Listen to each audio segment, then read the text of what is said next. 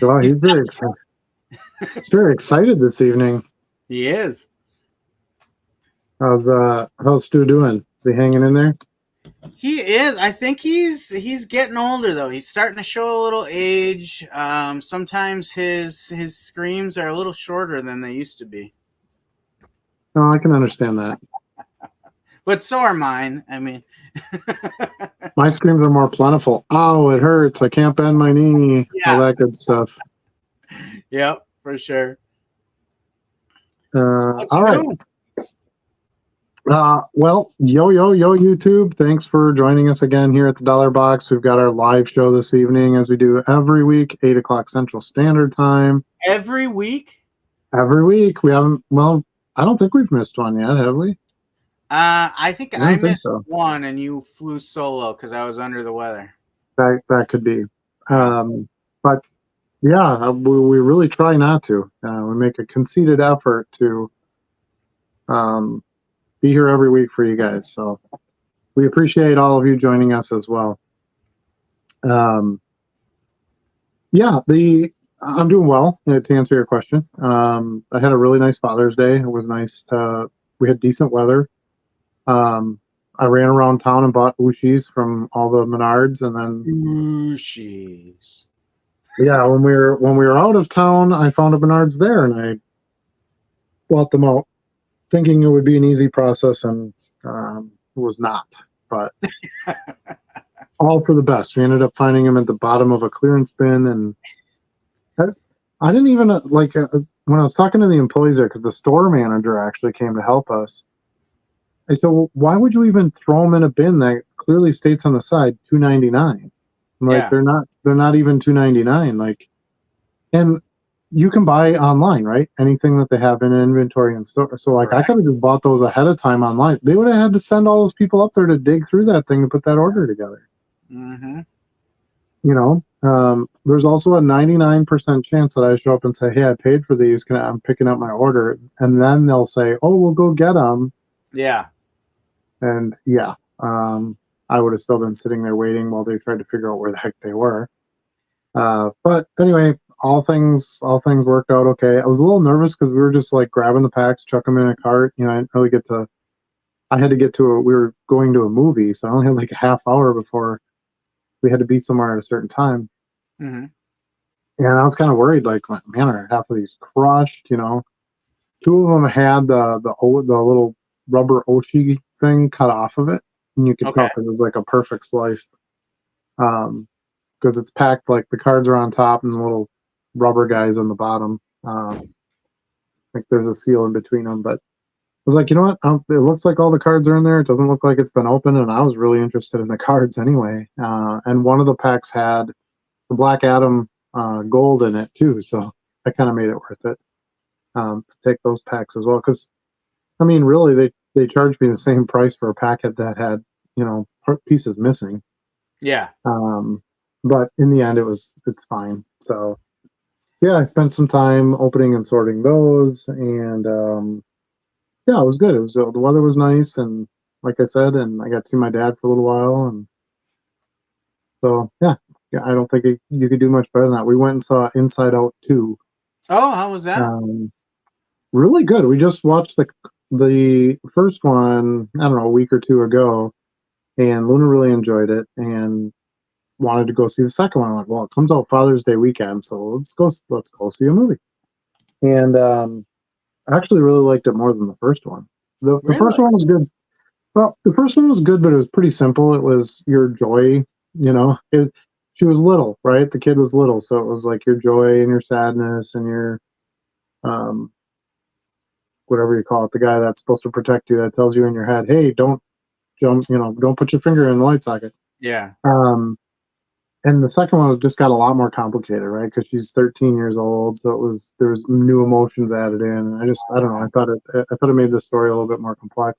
It's kind of smart on Disney's part because the first one came out. Oh, it was a while ago, right? Like 5-6 years ago, 6-7 years ago. So they almost like timed it to grow with their audience, right? So you would have had all these, you know, 5, 6, 7-year-olds watching it. The first one, well, now they're all 12, 13 years old. So Obviously, the timeline for the film, it worked. It kept canon for them too, but Right. their audience was also older, so they focused on that and made that a part of it. But anyway, that's looking very deep into a Disney cartoon film. Like probably doesn't need to go that deep, but Aren't no, they all we very enjoyed it. well? Yeah, yeah. I guess I You're guess you can watching look. that 420, there's all kinds of, hidden stories in them. Yeah, I mean, you can. There's a conspiracy theory, I suppose, for everything, but Yeah. we went down to the Valley Grand, in Appleton, about a half hour from us, because they have the little restaurant in there, and they always do a good job with the displays and stuff, and we like that theater, so that's what we did. So I stopped at the Menards on the way down there before the movie and picked up my Ooshies. They are pretty sharp looking cards too. Yeah, well, and you were over, doing some goat show planning stuff, and so you got to see them firsthand. And yeah, it was after I was going to buy the first load of them at the first Menards anyway. It was like 40 of them. I mean, what's $40, right? Yeah. And I'm like, I can't go wrong. There's got to be something in here. And then I opened the first pack in the car and was like, and I got the Black Adam in the first pack, and I was like, these are pretty solid, Yeah. So, then I kind of started looking around at the other Menards by me and was able to pick some up. So, yeah, and I ended up with like 400 packs or something by the time it was done. I only sold one card so far. I don't have all of them listed. It's a 60 card set. I have maybe 20 cards listed. Okay. But I did sell one of the like shiny refractor cyborg cards, that's an odd one to get your first sale on, but I got $2.99 for it. Some, the better characters, the Batman, the refractor Batmans and the Supermans and stuff like that. I've got $5 a piece on. So, yeah. So I think they're fun. I had never saw them before, and see what they're gonna do. I saw somebody in Discord today posted a picture. They were at their Target and they had them hanging on the racks in the collector area in Target for $6.99 a pack. Did they? Yeah, unless they were just hung on the wrong peg or something. I don't know, but I would not be paying $7 for those. Yeah.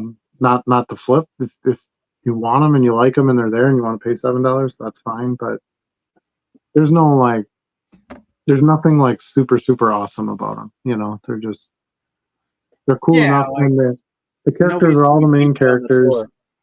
Right. And here's a couple of the paper ones. So here's Green Arrow. Still nice. Like nice Luther. artwork on them. Good finish. Yeah. There's a fun little card game with it too. It's a kind of a simple version of paper rock scissors. Okay. So I would imagine, and I didn't read the rules, but I would imagine you kind of play it like war, right? Like you have your deck upside down, you flip your card up, and like this guy's got paper, right? So you're playing paper, and your opponent flips up whatever their card is. Let's say it's rock. Boom, my card wins. Paper covers rock. Kind of like war, That's how I envision it anyway. Although, in what universe does paper beat rock? In the paper rock scissors universe, something has to beat rock. What are you gonna paper Never cover? made sense. It doesn't say that it beats rock. It's paper covers rock. So technically, when you do the thing and you do the move, you're supposed to go like this and put your hand over rock, and that's how you defeat it. Yeah. But anyway, enough about Ooshies. I'm sure you guys are dead tired of hearing about that. But this is kind of it was too fun of a new, different deal, and I thought it was worth sharing for sure on a bigger level. But anyway, back to the show. How was your Father's Day? Father's Day was good. We spent the weekend up north, and when we got back to Green Bay, so we were up there continuing our remodel quest up there, which got some good work done. Rewired a one-hole wall with some 20-amp outlets because cooking utensils are always used over there. Wiring in that whole new circuit because come to find out, there were like 20 different outlets on that one circuit and that entire thing. Oops, And I'm like, that's yeah, too that many. would be why the breaker trips all the time. So Don't do worked it. on that, came back home. The boys got me just what I said I would like, which is some Leave more me alone. power tools, Oh, okay. so that I don't have to haul them back and forth an hour and 10 minutes up north. So I can leave a set up there and have a set down here. So that was nice. It's been a busy week in the office job. Makes me appreciate a future where I can sell cards that much more. Had a well, I shouldn't say horrific. Had a really crappy day at the dentist yesterday. That Oh was no. not fun, and I'm in pain today, living off Ooh. of Oragel and ibuprofen every time. So it's a horrible combination to have a tooth that they pounded on and is very sensitive now, and be working a stressful time at work where you're grinding your teeth all the time, because that's the exact pressure that puts the most pain on it. So it made me realize how much I am grinding my teeth in the thick of things at work, or at least gritting my teeth. But yeah, I went to the dentist yesterday. So I think I shared this before, but I broke a back molar inside wall earlier this spring, and they said, "Oh, that's not an emergency. We're booked out for a couple months, but come Yeah, in I later." remember that. Yeah, so finally got to the day where they were going to, they call it the build up and the temporary crown. So they took the mold to build the permanent one, and then they were going to put on the temporary one. And of course, me being that guy, I'm like, wait a minute, can you explain to me what the temporary crown is for? And they're like, well, it's so it doesn't get damaged until the permanent one is ready. And I said, you sent me home for 4 months with nothing on it. Why would you be worried about that now? So I have a friend who's a dentist, and we were friends in school before he went into dentistry. Yeah. And he's got a whole angle about crowns and how that's like the ripoff in the industry of dentistry. That's Yeah. free money. So next thing I know, they're getting me ready, and he's got something in my mouth on the tooth, and he's pounding on it like a hammer. And he's like, "How does that feel?" Because he had done the whole numbing agent and stuff. And I'm like, "Well, it doesn't hurt, but it feels kind of weird." And he's like, "Well, what do you mean weird?" I said, "Well, I've never had somebody hammering on my tooth before. It feels kind of weird for the first time." He's like, "Oh, I guess that makes sense." So Mhm. 20 minutes in, he goes, "Oh boy, I've got some bad news." And I'm like, what could it possibly be at this point? Wrong. He worked on the wrong tooth. No. He says, after he's pounding on my tooth for a while, like he's got a hammer and a chisel, he goes, "There's actually a crack around the back of that tooth, and we're not going to be able to put a crown on it." So that entire appointment was wasted, but they didn't bill me. However, the alternatives are 3 times as expensive now. So Of course. I'm going to have an extraction at some point, and then I can either leave it out, which it's a back molar, so I can have a bridge, or I can have an implant. And the bridge and the implants are 3 times as much as Just get it taken out and move on without it. That's probably what I'll do. I got to do some research though. Every day you're getting closer to the diet where it's all, pudding and drinking through a straw anyway. So Yeah. But it was really frustrating when the numbing agent wore off, because last night, by the time I went to bed, it was hurting. Any kind of pressure on it from my top teeth would hurt it. And then I woke up and it was like that again after the ibuprofen wore off. And I'm like, it's the damnedest thing. I went into the dentist yesterday. Everything was fine. I had gotten used to the broken off tooth. I didn't even notice it anymore. And then I walked out and suddenly I'm in all this pain. So it was quite the ordeal. And, exhibit A on why I never enjoy going to the dentist. It's always something.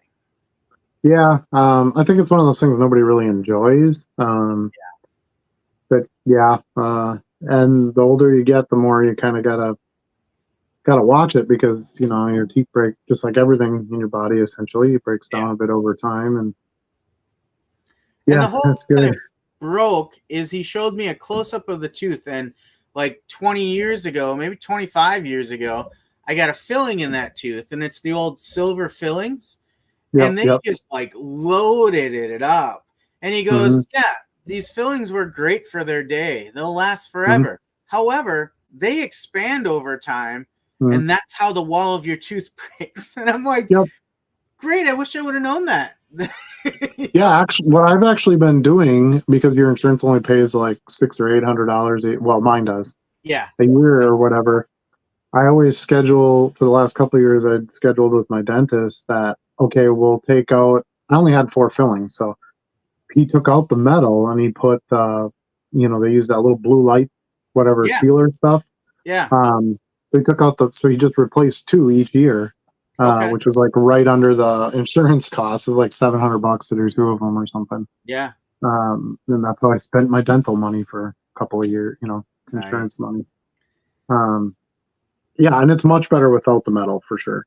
Yeah. You don't have to worry about anything you would bite on that, would give you that zing, if you had something with Yeah. metal in it or the little piece of tin foil that was still on the baked potato or something like Exactly. that. Yeah.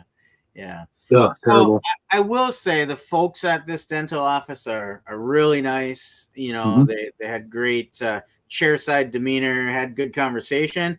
But the overall day, like I took half a day off of work to go get this done. And Hmm. in the end, it's like, yeah, this was all a waste of time. And I Right. actually said, how did we not notice that a month ago when I was here and you Hmm. made the whole plan for a crown? He's like, I don't know, maybe it cracked, since you left. I don't know. Mm, I'm sure it had nothing to do with the hammer and owl that you had in my mouth. right. Yeah. Well, he's not going to admit to that. I know. He'll give you a free bill, but he doesn't want the lawsuit. So Yeah, yeah. That's what I wondered because he immediately I said, so I'm just wondering what does this do for my, what am I gonna have to pay when I walk out of here? Because this is like 30, 40 minutes in. And he goes, oh, nothing. And it was really quick. And I was like, oh, that seems because like he screwed up. Yeah, that's funny. So yeah. So that was exciting. That was a happy Father's Day bonus there, right? Well, yeah. after Father's Day anyway. We did. You were talking about renovation on Saturday. I got all the electrical outlets in my office. Well, I shouldn't say all. There's 2 I have to do yet, but I have to shut the power off for those. The Yeah. other ones weren't all connected yet, so I just put them in right away. And then we got a little over half of the carpet installed. We're doing tiles, carpet tiles. And it's going really well, so I'm excited. Should be able to start moving down there, hopefully in a few days. That's the other thing we did That'll be up nice. north. You just reminded me. It poured out on one day. I think it was Sunday when we were packing up. And I was finally able to spot exactly where we had a leak, which is what drove this entire remodel. So now I know exactly what I need to do. I don't have to replace the whole roof, which I was about to do because it's an old metal roof. And I was like, it could be any one of 1,000 of these fasteners with washers on it, right? Hmm. So I'm like, I think I'm just going to replace it with a traditional roof. It's one single room. It's very small. But now I know exactly where the water's coming from, and I can quickly replace that with $100 of flashing. I mean, it's going to be no problem. So that was good. Well, That was yeah, that's nice. So that was a good Father's Day present in you and of got itself. a win in there somewhere. And we did have a chance to get together in person on Monday night, so that was kind of fun. Yeah. You and Jenny and me and Brianna and set up some stuff, rounded some corners with the goat show. We got our first table bookings today. I don't know if you know that. Yeah. We're well on our way to getting this thing filled up. Got a lot of time. The show's not till September 8th. I did start kind of putting together a commercial. I kind of gave you a preview of it today, which I think I think it turned out pretty good. I have a little bit of editing and some things to do with it yet, but I'll try to put that out tomorrow. And then I'm just speaking from what the channel's going to be doing. I do have a sales day video that I shot like 4 or 5 days ago. I haven't had a chance to put together and get out there. So hopefully I'll try to get that done tomorrow or Friday as well. So kids started summer school this week, so been kind of driving back and forth doing some of that stuff. Sure. And today it actually hadn't rained for 2 days, and I have a pit fire full of sticks and branches and most of an entire tree that I pulled out. So I had to get out there and do some burning. So you got it in some, before the rain came back priority. in? I did, yeah, got it all done. Okay. So quite a bit of cardboard, because although all that carpet comes in these big cardboard boxes, and then my wife ordered one of those like smaller like treadmill things. You know, it's like a under the desk one or whatever. Well, I had a big box to it. You know, it's like you get all these boxes for stuff. So didn't really fit all in the recycling bin, so I was able to get all that burned up today too. So sure. Yeah, so meeting some goals, getting some stuff done, that's always feels good. And no, it didn't have to ship today. Yeah, I still packed and sent some stuff out. I got some more here ready to go out after we're done. Mm-hmm. But including one of our topics for tonight, little Willie Mays. Willie Mays. I sold a Willie Mays as well. It's kind of ironic. Granted, he's 93, so I mean, this was not like a shocker, right? But at the Green Bay show, when I bought from that one dealer at the distillery on the far end before I bought the big monster box buy, he had a whole bunch of those Willie Mays Topps Chrome like commemorative cards that they did. They had like a subset. Yeah. So they basically made a Chrome version of all his Topps cards from over the years. Okay. And he didn't have them all in there. He had maybe like 6 of the 10 or something like that, and I bought them all. So I was like, ooh, that's pretty good pickup now. And that's what I sold. I sold one of those. So nice. It's the death buying cards thing is weird to me, but I get it. Is the PMB, the postmortem bump. Yeah, I mean, as a matter of fact, right before the show started, I had an offer on a Jerry West card. Sold a few of those this week. Yeah, I sold a few. I don't remember who it was now. But I sold a few. And then I saw somebody in Discord post, "Oh, rest in peace" or whatever. I'm like, "Oh, that explains why I sold a few of those." And yeah, it's amazing how much of an impact it has. I don't know if you saw my new content this week also, but I have a basketball liquidity list out, and I gave a little more detail about what the impact on Bill Walton's cards were. That's who it was, Bill Walton. Yeah.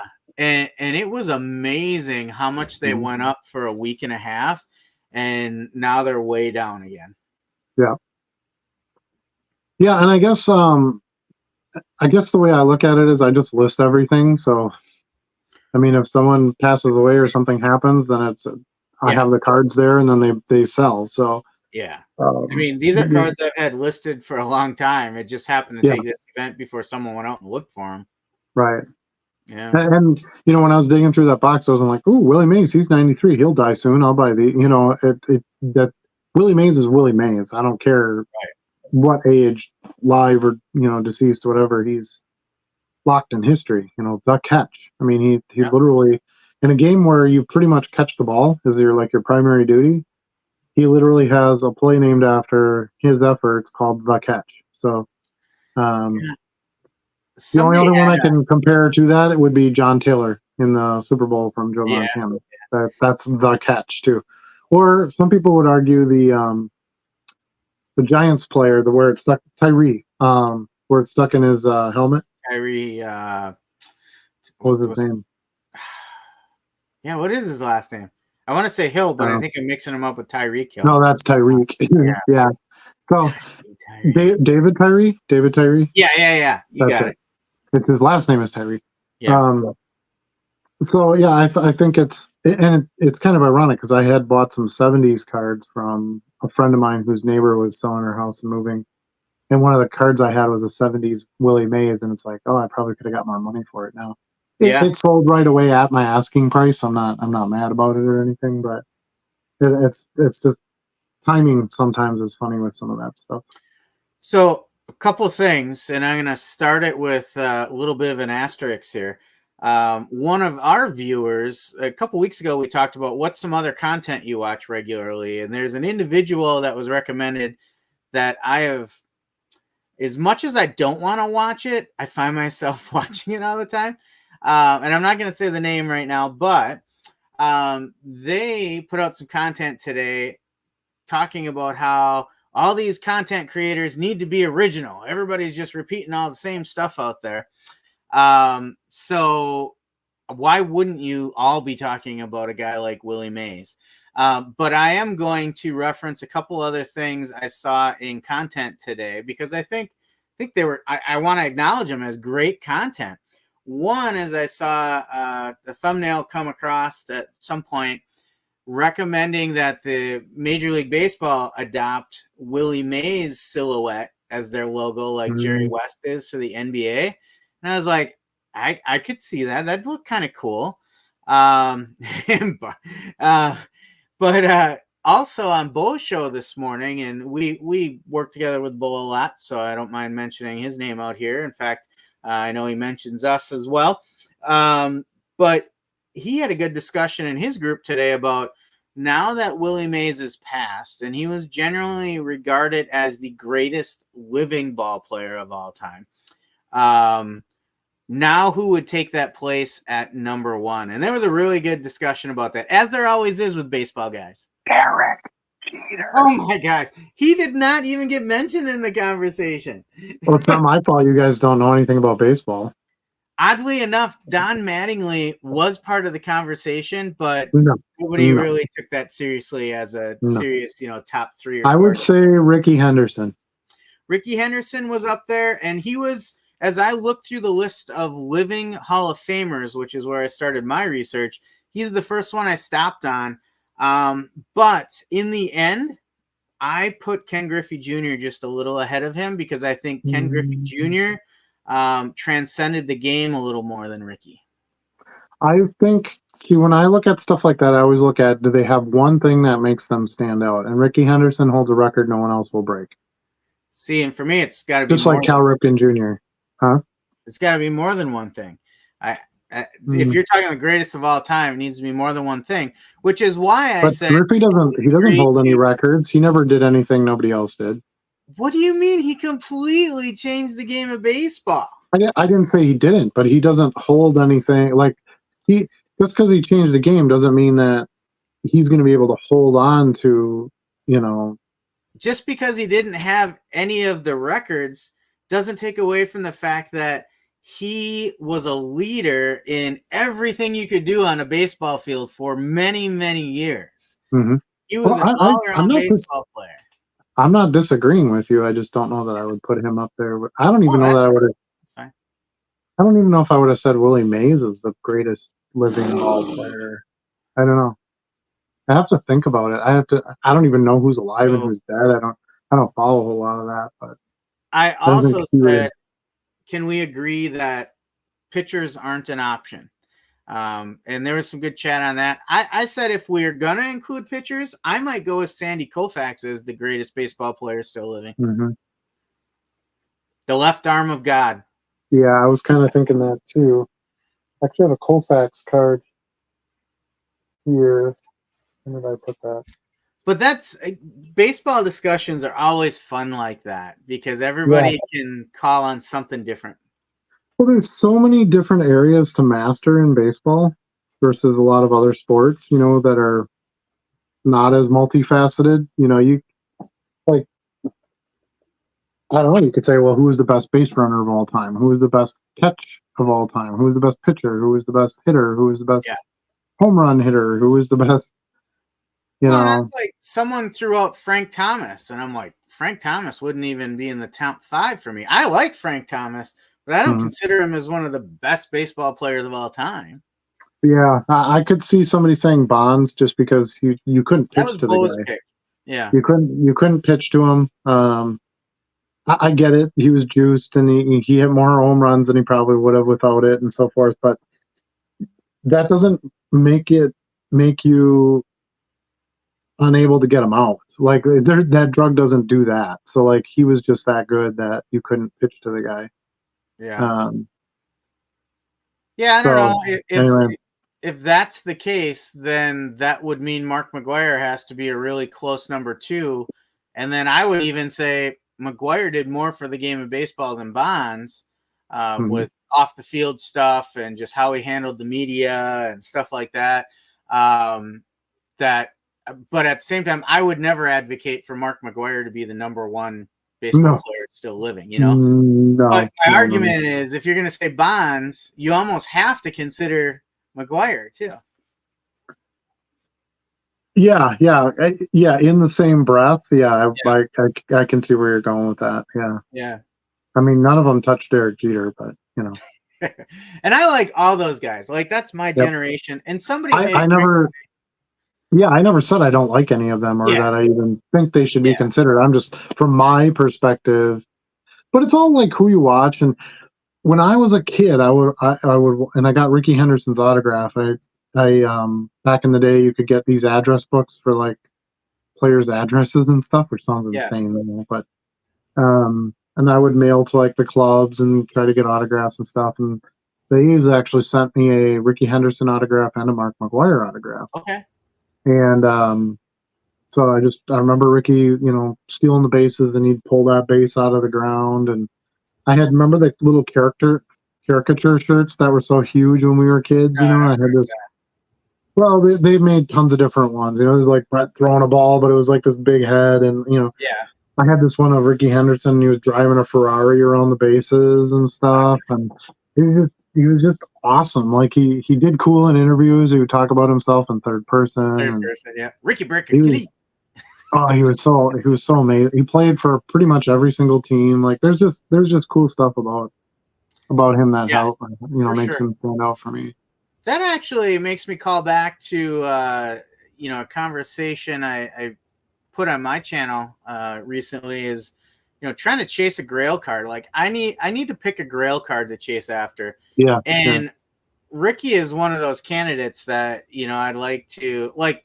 I wouldn't call it a Grail card, but his Man of Steel card. I really want one, and I don't have one. So there's probably some options there with Ricky that I could chase after. Everyone's Grail card should be Billy Ripken. That's the problem. I don't like conformity. I don't want to go with what everybody wants. Well, he has a message for you on the bottom of his bat. So yes. That's why in my PC, as I look up at it, you see cards from the Sandlot. Right. Those cards are cool too. I picked up a bunch of Bull Durham cards too. I really like those. Remember that little Bull Durham subset? Yep. There's some fun stuff out there for sure. And dealers are like giving stuff away right now. So I ended up with way more than I even wanted.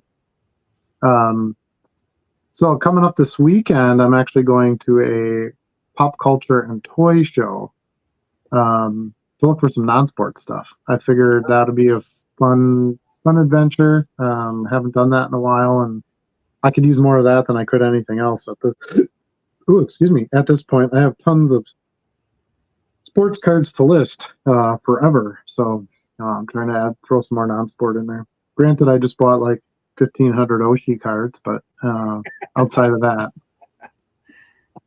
So, and then what was I can't remember what I was gonna mention now. But yeah, that's coming up on Sunday, so I'm excited for that. I think that'll be fun. I'll take a video, maybe show what I find at that show as far as like wax and prices, and maybe a lot of times at those shows you'll find like complete sets. They're not going to sell a lot of singles or graded cards or anything like that, but you might be able. And I need some. I have definite holes in my wax pack collection too, which I'm finally getting back on the wall now that all the stuff's out of the hallway down there with my office getting completed. So it's going to be hopefully some good opportunities for some stuff in there.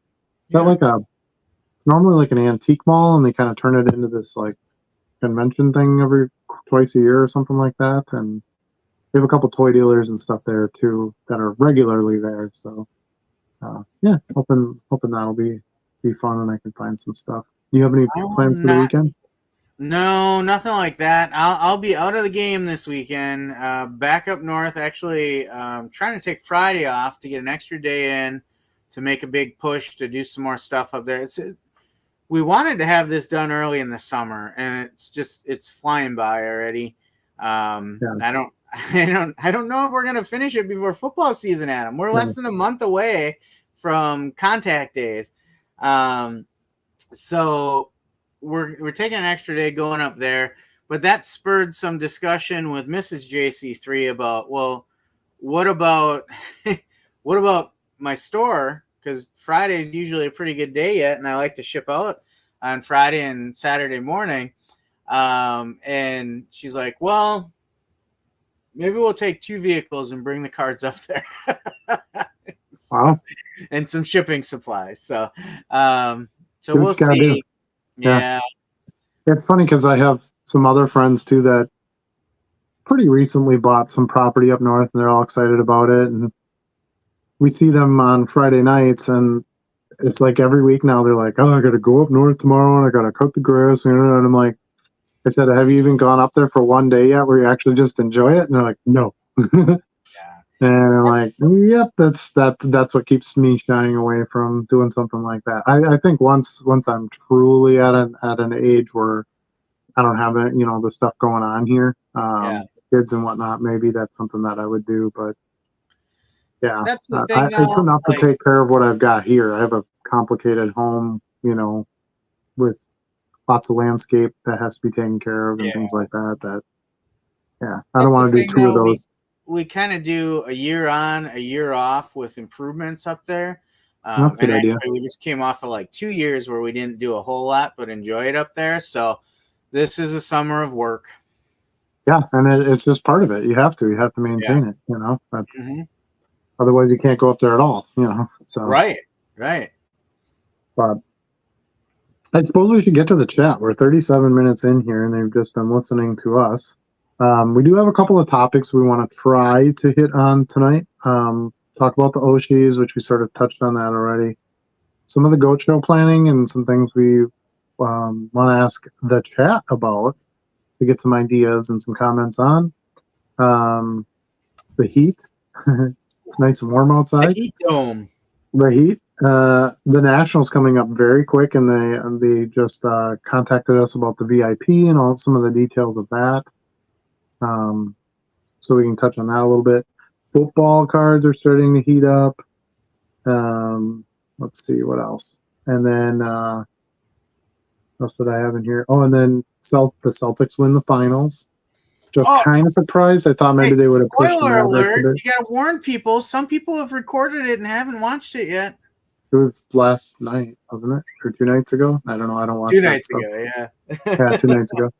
And then Willie Mays passing away, which we already obviously covered. So, but yeah, let's get to the chat and we'll see if we can fit some of those topics in. That's actually quite a bit to cover. So, we'll see how much we get to. Andrew is here. Way we get through it all the way we talk. No. Well, my goal with these shows for the most part now is to just maybe try to get those in there at some point through conversation. Yeah. And that seems to be the best way to cover that stuff. Andrew is here. He says, evening, guys. Dan is here. Evening. We are 5 weeks away from the big show. Also, I was thinking about your card show today because work is moving some computer equipment to Milwaukee, and maybe I need to plan a trip. Yes. There you go.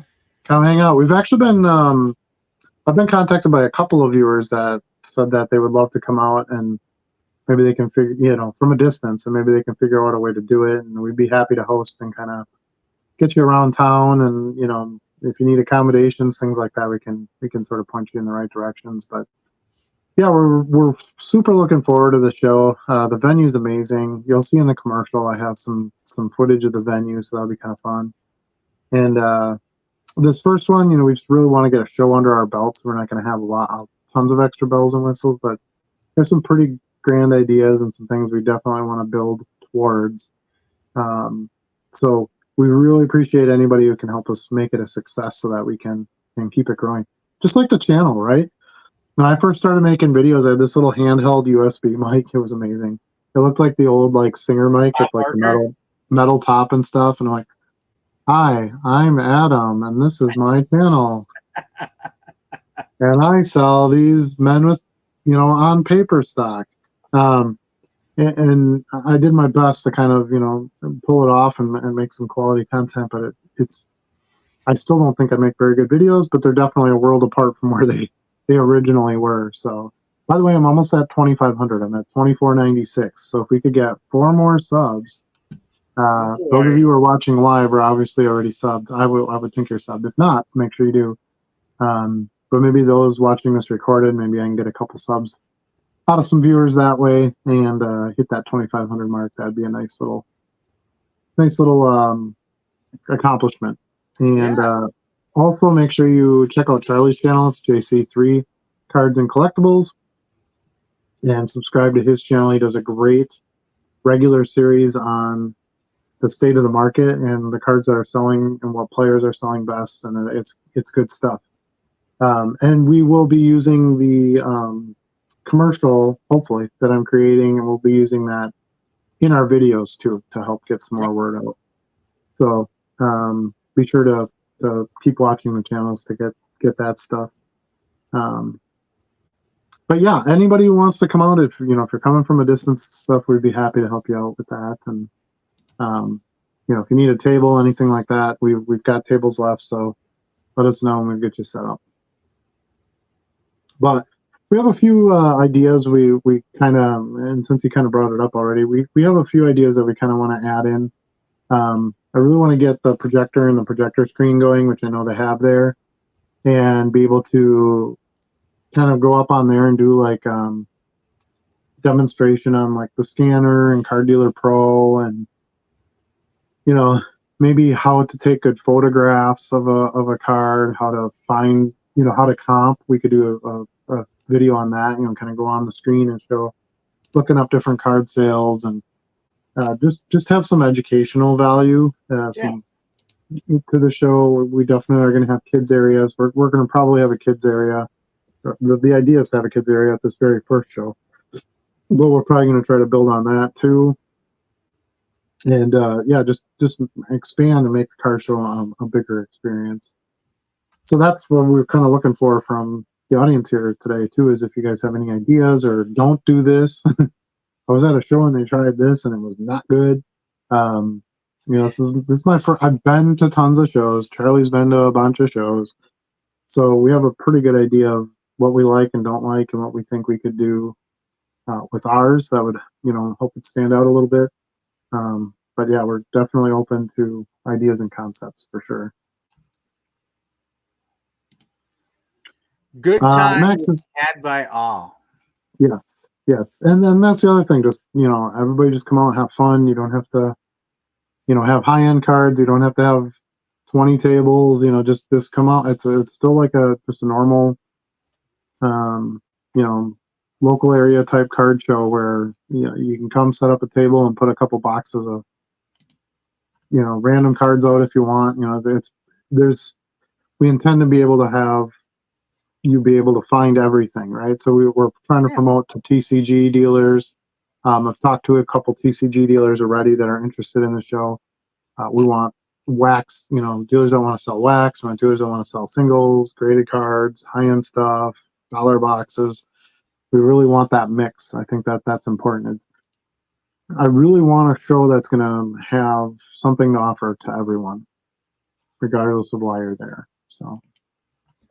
And even if it's just to come and have fun, just to come and watch some of the demonstrations, just to come and,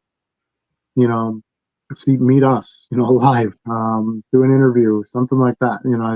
Whatever the motivation is, we're going to try to get that for you. Did I just skip one now? Max says, "Good evening, sirs." Good evening. He said sirs, not gentlemen, so I guess we'll let that one slide. I got that. Yeah. Adam, have you listed any of the Black Adam cards and any sales? I did list the Black Adam cards, I want to say yesterday. I have to go back and look at my bags. It was either last night or early this morning. They all the days kind of blend together after a while. But no, I haven't had any sales on the Black Adam cards yet. I did end up with 16 or 18 of them, something like that. So I did end up with a fair number of them. I did get a fair number of the little Ooshies too. I can show you what those look like. Let's see. Here's the Black Adam Ooshie. So this is like the rare little vinyl guy, and it is a pencil topper. He's got a hole in his butt there, so you can put him on something. I don't think that's his butt. No, but I got a fair number. There's only like 9. There's only 9 different Ooshies in the packs, so I have a bunch of complete sets. So I just decided to list these as a set. So I'm just going to do $10 a set. So it's 9 Ooshies for $10 plus shipping, because they're going to have to ship in a padded envelope or something like that. Obviously, you can't send these stamped envelopes, so hopefully I'll get some sets sold that way. I can always single some out too, if there's some demand for that. But honestly, I just want to move these. Like if these give me my break even money, I'd be super happy with that. If I got all the cards for free, that'd be fine by me. So that's the one thing when you buy something I wanted to mention on the video yesterday and I forgot. But when you buy a large quantity of something, even if you get a really good steal on it, you have to put some pressure and effort into trying to get to your break even, because you have so much tied up into it. So don't try to scrimp every penny and dime out of something like that. You got to try to move some of it. If you have something really special you got in it or whatever, that's fine. But a lot of this, when I buy the monster boxes at 2 cents a card, I'm happy to sell a card for $2, even if it normally sells for $3, because it's free money essentially. So right. And you have quantity, you have plenty more to sell, so you'll get some top dollar sales on some of it too. So, but anyway, yeah. So the Ooshies, that's kind of what my intention is for those. I'd just like to move them. Maybe we'll use some for giveaways for kids at card shows. I don't know. We'll see. We've got some things we can kick around with that going forward. But yeah, I sold 1 card out of the ones that I have listed. Like I said, I've only listed like 20 cards out of the 60 card set, and I sold 1 of the foil cyborgs. I really anticipate the hologram refractors, whatever you want to call them. I really anticipate those being the money makers, over the cardstock cards and even the Ooshies. Those will just be bonuses when that stuff sells. But yeah, I'm thinking I could have somebody come in, somebody's a Batman fan. There's like 3 or 4 like card-based Batman cards. There's 2 foil cards. There's 2 Batman, the little figures. So, I'm hoping somebody would come in and they'd want to buy like whatever the Batmans are, right, in the set. So that's kind of that's my my hopes. So we'll see. But brand new product. And if anybody looked them up online, there isn't very many listed. There's hardly any sales. Like it's a weird little product. So there's the Ooshies, the little figures. You'll see more activity on those, but not a lot on the cards. So that can be good or bad. So far so good. I mean, if I list a pile of cards one day and I sell one right away, it's usually a pretty good sign that curious you're gonna do okay. What the print numbers would be on those things. I don't know how limited they are. I don't remember really seeing them in stores. When I saw them, I saw the Pokemon packs and stuff. We were going down the toy aisle in Menards of all places. And, I don't know if you go to Menards, but they always have like a red sticker on their clearance stuff, their clearance items. Yeah. Saw a red sticker on the shelf, and there was like a pack above it, but it was confusing because it's like the pack, and then there's like this bulgy thing at the bottom. Like, what is this? Yeah. And then I looked at it, I'm like, 10 cards, and then there's a chase card, and there's a little chase figure. I'm like, oh, that's good enough for me. I'm gonna buy these. So yeah, very, very strange. Unless you're into these little like blind box junk toy market type stuff, probably not gonna know what they are. Because they do have, they sell just the Ooshies, just the little figures, and like different packs and stuff, and then like the little ball, blind box ball, you pop open the ball and there's one of them in it. Yeah, kind of like when we were kids, you'd throw a quarter in the machine and you get the pop, you'd have popped the little bubble to get whatever was in it. And then they also sell like the more vinyl, like full-size vinyl figures like Funko Pops. They have Okay. Ooshies of that in that size too. So there's like angles to that market as well. And maybe Oshie collectors would want the cards, right? Maybe they want to sort of feature the card in the, I don't know. So we'll see. Here's an idea. Take some of the Oshie figures to the dentist so they can give to kids, maybe get a discount of tax deduction. Yeah, I mean, you can always donate anything you want. Tax deduction is kind of tough on it because you'd have to sort of prove value, and you have to have so much donations to even get real deductions out of it. So I don't know that would be the greatest motivation to do it, but always to help kids. Anything you can do to make their experience easier at the dentist is not a bad thing. Yeah. But I don't think we'll be doing anything with the dentist. I think if anything, we'll use them as some giveaways and stuff like that for the shows. We've talked about this in the past. Charlie and I wanted to find a way to connect to people who watch or people who are part of our community, and have a way to do that personally. Well, you can't really come to my house during a taping. That doesn't, a filming. I just said taping. Charlie, are you going to scold me? There really isn't any option to do that with like the show or even our filmed YouTube videos and stuff like that. So we're like, let's do a card show. This is the best way for people for us to interact with the community live, in person, and viewers or friends, whatever, come up and say hi, in person. I think it's a great way to do it. Bargain Boxer says 37 days. That's right. Crazy. And it seems weird because it's like, oh, it's a card show, so like I'll be gone for a weekend. No, it's like Wednesday through a Sunday. It's like a real deal week vacation out of town type of thing. So, yeah, 37 days. My body isn't quite ready yet. I did clean out another monster box because I had like a row and a half in one and like a row and a half in another. So I kind of put those together. Yeah.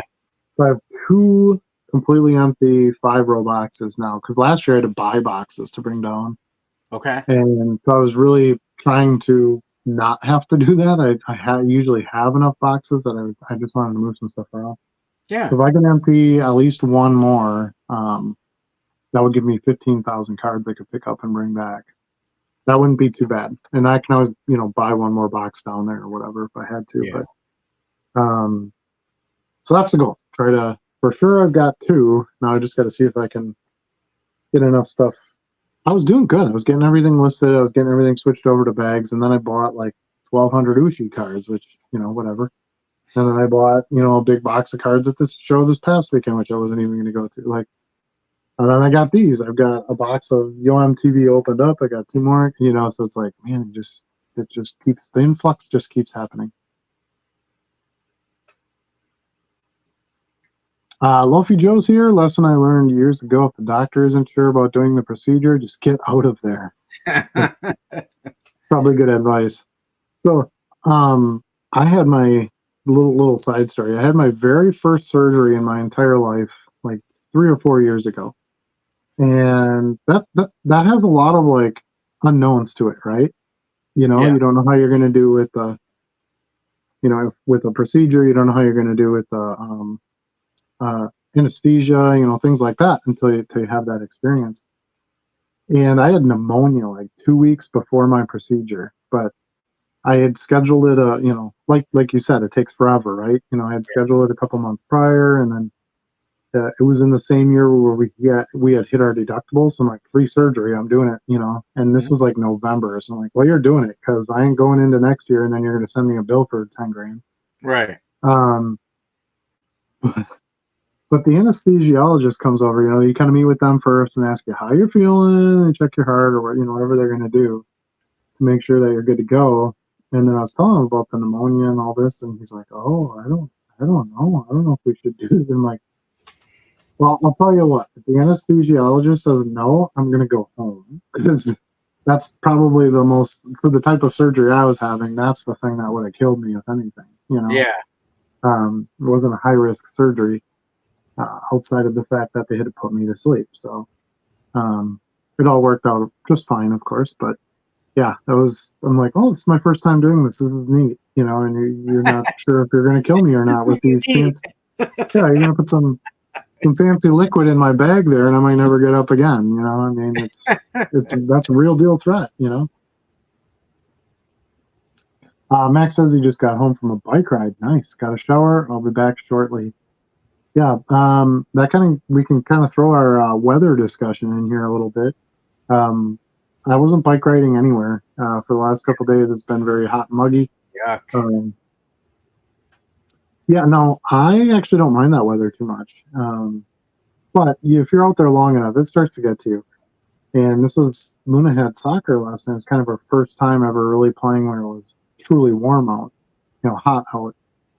And so we spent a lot of time about, okay, you got to get your electrolytes and you got to drink a Gatorade. And, I played for years and years and years, and I realized real quick how important water and, all that stuff is. Right. So luckily she paid good attention and she took care of it and she was fine. But some of the girls last night, not so much. They were having hard, the face is beet red and it's tough. It's tough. So yeah. So everybody out there, if you're facing the heat and stuff, take care, drink water. Max, if you're out on that bike, make sure you got plenty of water with you and yeah, be safe with it because it's. Well, wait though, isn't Luna a goalie? Well, she it's a rec league, and they're young, so she plays. All right. They kind of toss the kids. Goalie, she doesn't have to run around. They toss well, they're 9. They run around for everything. Like every kid runs to the ball, and they don't know how to conserve their energy, for the sport yet. Not like Messi's a god at that. Like you'll look at that guy anytime during the game, and he's just walking around. Yep. Mm-hmm. But when the action hits, man, he's give and go, and he's in there. Like that goal he had the other night where he stole the back pass from the goalie and just passed it into the net, But anyway, so so just with the heat and stuff out there, you gotta kind of be careful. Today, now I live in the woods, so it's always like 10 degrees cooler here than it actually is everywhere else. But it was out, burning stuff and that, and a lot of cardboard and things, and that's hot. Yeah, my shirt was just drenched when I came in. Just that, the humidity and then adding the heat from the fire and everything else. Like, ooh, I was only out there for about 45 minutes and I was just roasted.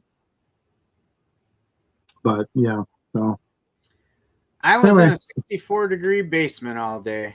Didn't really know. Yeah, I'm kind of looking forward to that just for the work environment because it gets kind of warm up in my office. I have so much stuff in here. I'm really packed in, and to be down in the basement, I think will be kind of nice and a little bit more cooling and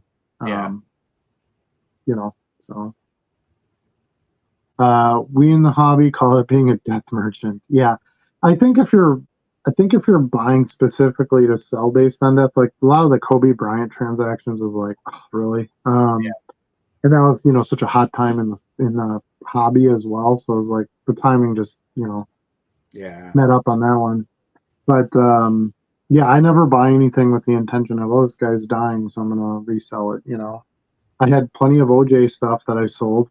I had that stuff for months. Willie Mays, Bill Walton. I buy Bill Walton stuff. I like the legends, so I buy them because I think they have long-term play, life or death. Hall of Fame players, stuff like that. And dude, reality is just everybody dies at some point. So you have to kind of, no one's escaped it yet, as far as I know. Except for maybe like the lizard people that live under the ocean or whatever. But the lizard people. Lizard people. I actually came across a card today I think you'll appreciate on this topic. I'm looking to see if I can find it. So I started to go through row 2 of one of the monster boxes from Oak Creek, and I saw this card, and I remembered this story. This was an exciting young player. that had an accident, and I remember he was on a lot of my friends' fantasy baseball teams too. Okay. So there's your first clue. It's a baseball player. I didn't spot him yet in the stacks I set aside. Derek Jeter. Oh, here he is. Here he is. So, baseball player plays. You lost me. You lost me there. You lost me at baseball player. What if it was Derek Jeter? Derek Jeter played as a zombie for 5 seasons. You didn't say the baseball player. You just said a baseball player. But I came across this player who fits this topic today. If I can get a good angle on that. Astros? No. Marlins. Let's see if I can get a little more light. Should we switch to just your camera? Yeah, why don't we do that? Hold on, let me go. I think I got it. Oh, okay. Wrong one. No, wrong one. Let's try the other one. I can't switch it. There you go. There you go. Let me see if I can get it. So Marlins pitcher. Josh Beckett. Nope. I'm gonna work on the light a little bit more. There we go. Now can you read it? Nope, I don't have my glasses on. Oh my gosh. I'm old, dude. I'm almost 50. Jose Fernandez. Okay. Yeah. Got it. Yep, came across that in the old monster box when I was going through it today. I got a since we're doing a little show and tell, I got one here for you. Let's see. Solo. Ready? Never heard of him. he used to play baseball. Koufax. What year is that? This is it's like a 70s card. 66. 66? Yep. All right. Nice. Pretty nice, huh? Yeah, where'd you come across that? Part of that little vintage collection that I bought. Okay. Nice. See, I had a Willie Mays. I had a Pete Rose. I had Koufax. I don't know. There's a bunch there. I had a bunch of good stuff in that. Yeah. I didn't film a video of it because it was a stack of like 10 cards. It would have been a pretty boring video, and but I listed them, and man, the vintage stuff is just. I bought this. Here, I got one more to show you. I'm going to go back to full screen and. Oh boy. You entertain the people. I'm going to show you this. Entertain the people. Let me do some juggling. We'll talk at the Stu. So yeah, it's an interesting topic when an athlete passes away and you see that little bit of bump. But even some lasting sales on that too, right? Like it's just Jose Fernandez was an exciting young talent. But I would venture to say that with his career being cut so short, I think people remember that story almost as much as his career, and it almost keeps athletes relevant in a way for many more years. Basically, sales come down to it being in your front of mind, right? Right. So that can be, a scandal, that can be a death, that can be, a marriage, that can be dating a celebrity. Like there's all these things that can kind of add to that type of experience or that type of, thing. So here, check this out. So this is a 1952. Sounds right. Bowman, 1952 Bowman. Okay. Now look at this thing. It's obviously been cut or something's happened to it. Size, like trim wise. It's been scotch taped all the way around, front and back. Right. Now this was in what the heck? My screen just went black. This was in the quarter boxes from this last show that I bought at. And of course I got the cards for what, 2 cents or so. They were extremely cheap. Yeah. By the time I worked it down. Now, a lot of people would pass on a card like this. They'd be like, "Oh man, look at that! It's been the dog chewed on it, and somebody went wacky with the tape." And Not that old. I mean, that old, you take it almost no matter what, right?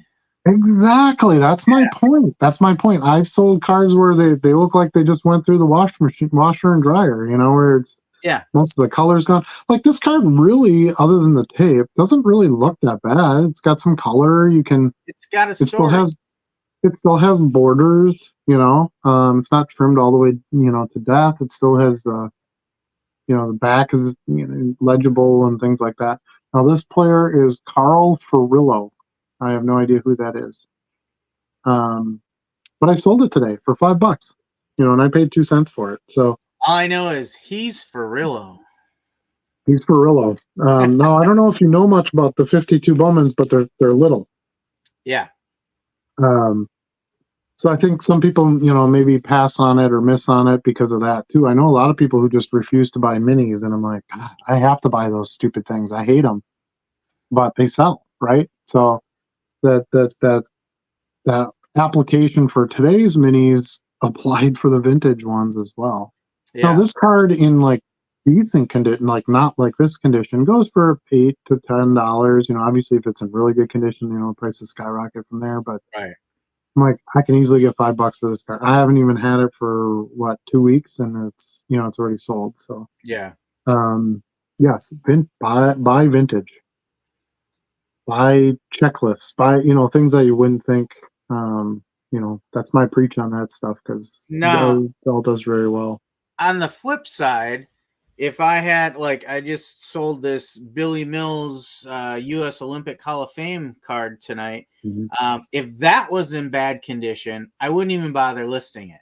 Right. When you've got a $1.99 card, which is what I had it in my store for, Mm-hmm. condition has to be pristine. Yep. But when you get the older the card and the rarer the card, you can get a little more sway with condition. I don't see a lot of 1952 Bowman baseball cards in quarter boxes. Yeah. And I certainly don't see them at 2 cents. So, it's outside the boundaries, which, clues you in right away, like this is something I should do. Right. But when I was pulling this card today, I didn't pack anything, but I did pull some orders today. Because I have a ton of stuff that's got to go out tomorrow. And I didn't want to get too far behind. But anyway, when I pulled this out, I'm like, you know what? I should put this on the show tonight because I feel like that's something that a lot of people would pass. As a matter of fact, Ethan was over there when I was pulling this card out, and I was telling him about it. I'm like, see, this is the kind of card you got to buy these. Yeah. He packed cards with me after the National last year, and I had some football cards that were just all crunched up, and they sold. While I was at the National, he's like, "Who the heck would buy this?" And I'm like, "Dude, vintage. It doesn't matter. Yeah. Even if it's a placeholder, there might be somebody with a 50 trying to do 52 Bowman, and they don't have this card. They could get it at a deep discount, but it still looks okay. Like you could still put this in a binder or something and be okay with it.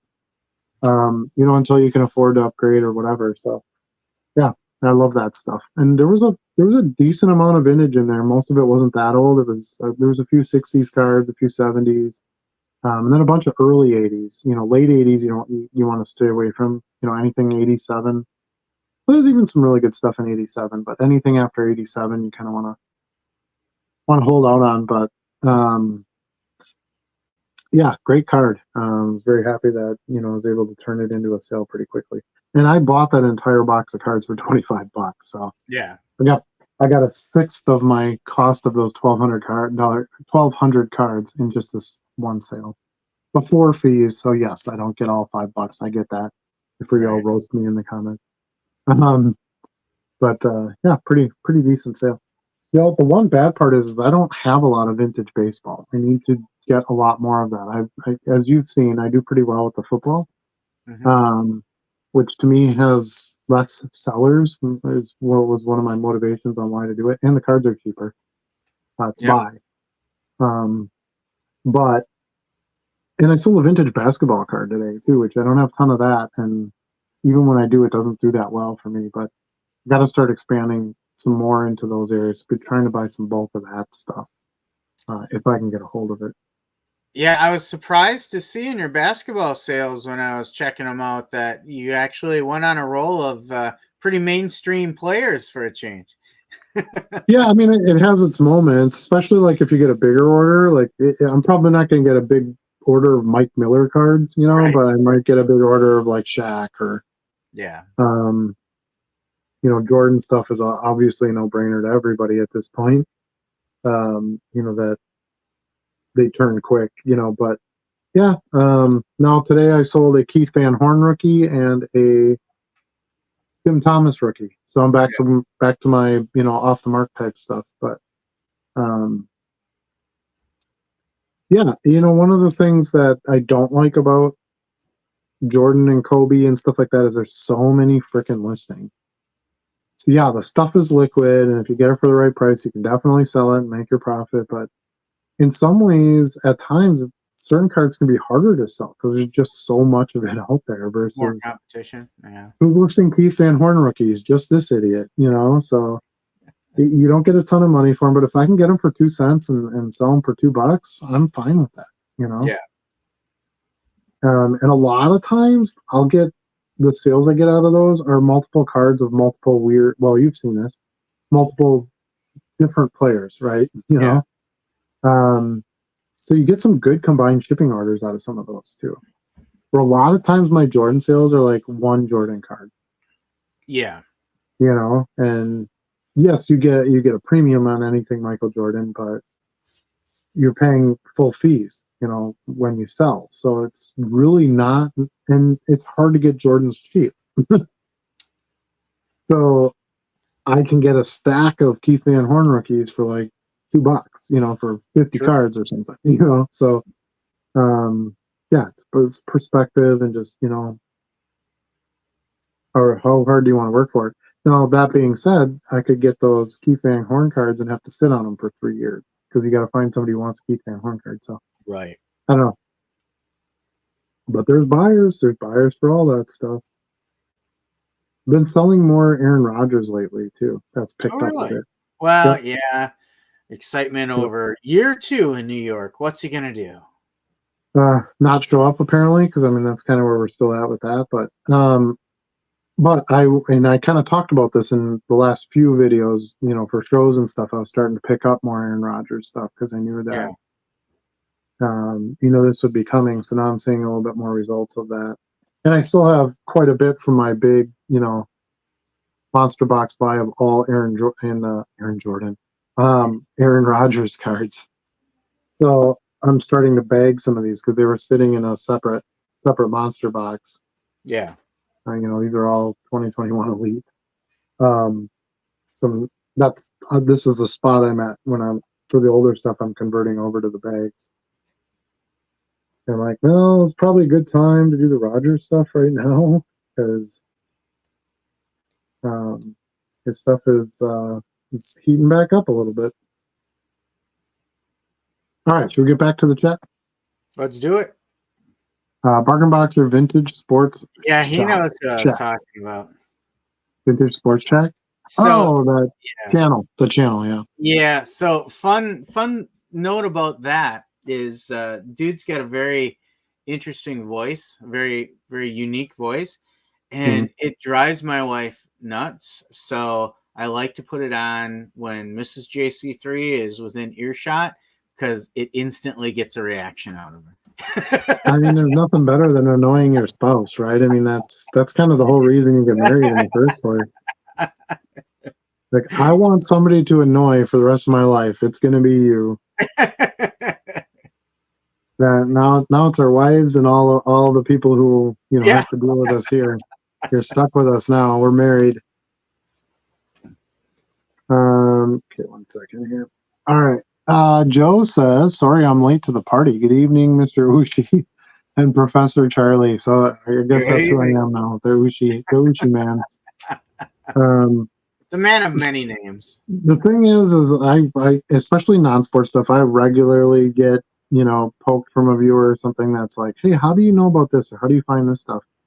And when the Ooshies thing popped up, I'm like, well, this is kind of the thing I should show because this is sort of, I always have my eyes open for stuff. I think that's the key, right? Yeah. who at Menards is going to look for, a trading card flip? But sometimes those are the best places to do that kind of thing. So what I did was I bought those, I don't know, 30, 40 packs, whatever they had there. I opened one in the car. I'm like, yeah, these are legit, and I'm going to be able to make money off of these. Pulled up my phone, went to the Menards app, started looking at the other stores and what quantity they had in stock.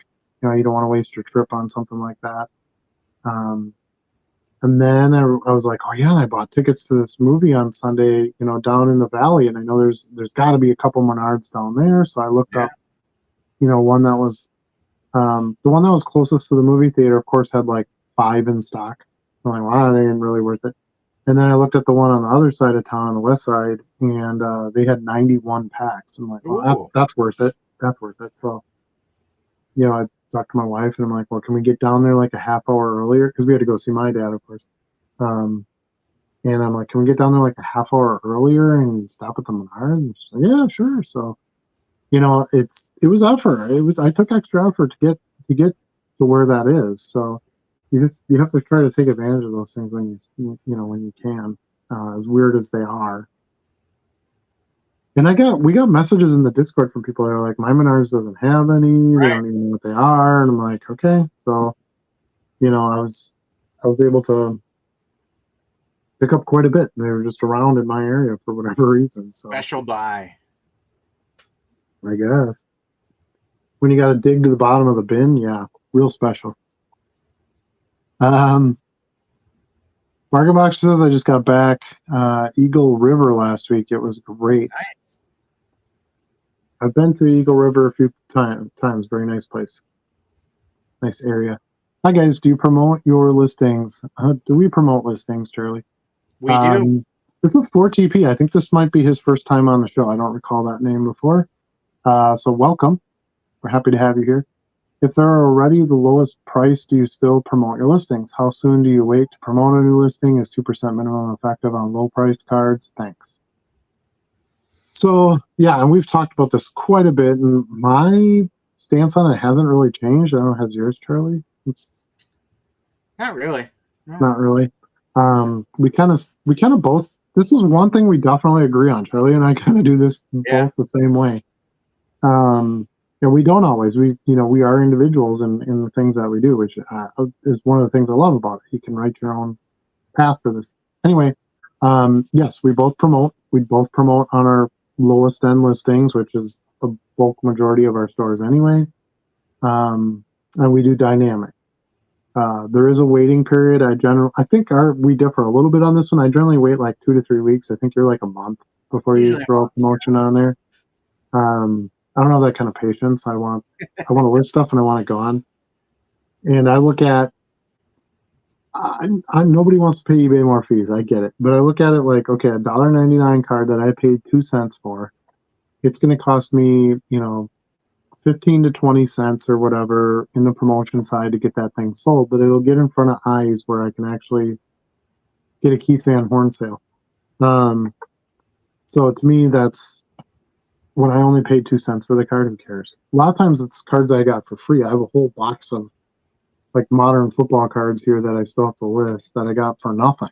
So anything I sell it for is profit, even if eBay takes a decent chunk of it. And they're doing all the work for you. I don't think eBay gets enough credit for the value that they provide, right? The greatest international marketplace. Like, dude, you know how much you'd have back in the day before the internet? You know how much you'd have to pay to get access to something like that? And then on top of it all, you can kind of buy your position. You can even put yourself ahead of others. It's essentially what you're doing. Yeah, exactly. And it's smart on eBay's part. It's easy money. It's an easy cash grab for them, but why not? I mean, they're the ones who are hosting it, and you have to depend on them to get the sale. So I don't know. I think 2% is too low. I don't think that's going to have much of an impact. It's not going to be competitive in the other pricing. I would say most sellers are doing, at least 8 to anywhere from 8% to the dynamic rate, which is generally like 10 to 12 on most cards that I see pretty regularly. So I don't know that 2% is really going to get you too far in front of the competition. If you have something really liquid, you don't really need to promote. So there's exceptions to that. Now, The other thing is, and we talk about this quite a bit, I have a pretty good customer base. So a lot of times, most of my sales don't come from promoted listing sales anyway. So I'll promote the stuff, but probably a good, at least half, almost every day that I have sales is not promoted sales. It's coupons I sent to customers. It's customers who just bought from me before that are ordering other stuff. It's I bought my own URL, so it's thedollarbox.shop for those of you who are looking to go see my eBay store. So I have a real easy way. My business cards all have my link as well as a very convenient QRC code to scan that I try to send out to customers and dealers and at shows and stuff. So I get a lot of just direct sales. So promotions is a small piece of it. It just kind of helps me round those corners a little bit and get some sales that I can't get necessarily with my own contacts. Yeah, I agree with that. So. Max is back. Welcome back. Back from the shower. Yeah. Hopefully you dried off and put some pants on. What do you think about Paul Carl cards saying cheap singles aren't worth the time because your ceiling is capped and the hours required are heavy? I'm not sure why the ceiling would be capped. You do have to be able to scale up. That's obviously going to be the biggest issue because you have to do quantity if you're doing lower price. But there's good ways to control some of your time, your inventory. Like anything, you get better at it over time, so you get quicker at stuff. I don't know. It's hard for somebody else to tell me what's worth my time. I mean, it's my time. So I try not to do that to others. It's like, this has been brought up before too. Like, well, how much do you make per hour doing this? I think that's the wrong way to look at it. I don't know. I live in an area where a lot of people run their own businesses, and let me tell you, they don't work 40 hours a week. They're working like 70 to 80 hours a week. So are they really getting paid well per hour? Probably not if you break it down that way. But they own their own businesses. They have their assets. Like all these cards I have are assets that I can sell or, use. I don't know. I think that, I don't know. You have to do what works for you. No, a lot of stores, and Charlie and I have talked about this, and we do some of this, although lately we've been throwing really good deals on cheap stuff, so that we can't pass up. But you can always upgrade your store, right? You start selling the cheaps, you get some money, then you start reinvesting in a little bit higher dollar cards and so on and so forth, because the margins are so good on the cheap end. Dollars not so much, but the margins are. So it allows you to easily make money on just about any card when you're buying super low end, that then you can put into something where you're only making 20, 30, 40% return on it, maybe, but bigger dollars. So less time, I guess, per se, is the argument. Now, that being said, I still have an argument to the high end stuff because let's say I have a $10,000 card I want to move, right? And you're like, well, you got a 10,100, 10,000 cards at $1.50. It takes you forever to get to $10,000. But you're not going to find, in most cases, unless it's something super hot or super liquid, you're not going to find a buyer right away for that $10,000 card. It's going to take you time and money and effort to find a buyer for that. You're going to have to send it to Golden and pay them to find a buyer, or go around all these shows and shop it around and see if somebody wants to buy it. You try, entertain trades. Maybe I can get a couple cards that I could sell and get the pay. So it's not like you watch some of these channels. Josh is my greatest example. I can't think of his channel name right now, but he goes to all these different shows around the country and he's got these bigger cards, $15,000, $20,000 cards. But he spends like an entire weekend at a show trying to sell this $10,000 card. So like he's putting a ton of time and he's flying somewhere to do it. Like, I can make $10,000 in cards, not that hard. I just have to put in, a regular set of hours and make sure I list and, ship on time and that kind of thing, run like a normal store, do the actual management of it. versus, you know, a guy that just runs around to a bunch of shows around the country. But you're both putting in the effort to get to those numbers. So. Yeah, I would say Paul Carl Cards is exactly right for them. Correct. Because it is individual to everybody. Yeah, the hours are heavy, but it depends on the person too. For me, yeah, I spend a lot of time on it because I'm passionate about it.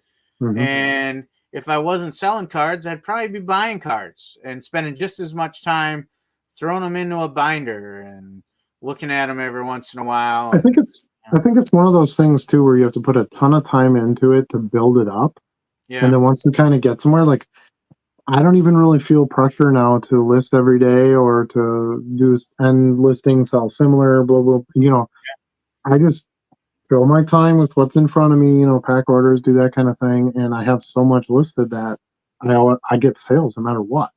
Mm-hmm. So, you know, like anything, yeah, you're going to have to put a ton into it to get it somewhere. I have almost 44,000 well, I would have had 44,000 listings if I sold a bunch of stuff.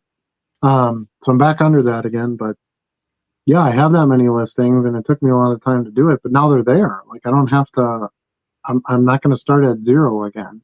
So now it's like, man, I got some time today. I love this Calvin Johnson, you know, all hands refractor card. I want to list these today. Actually, I have two of them, believe it or not.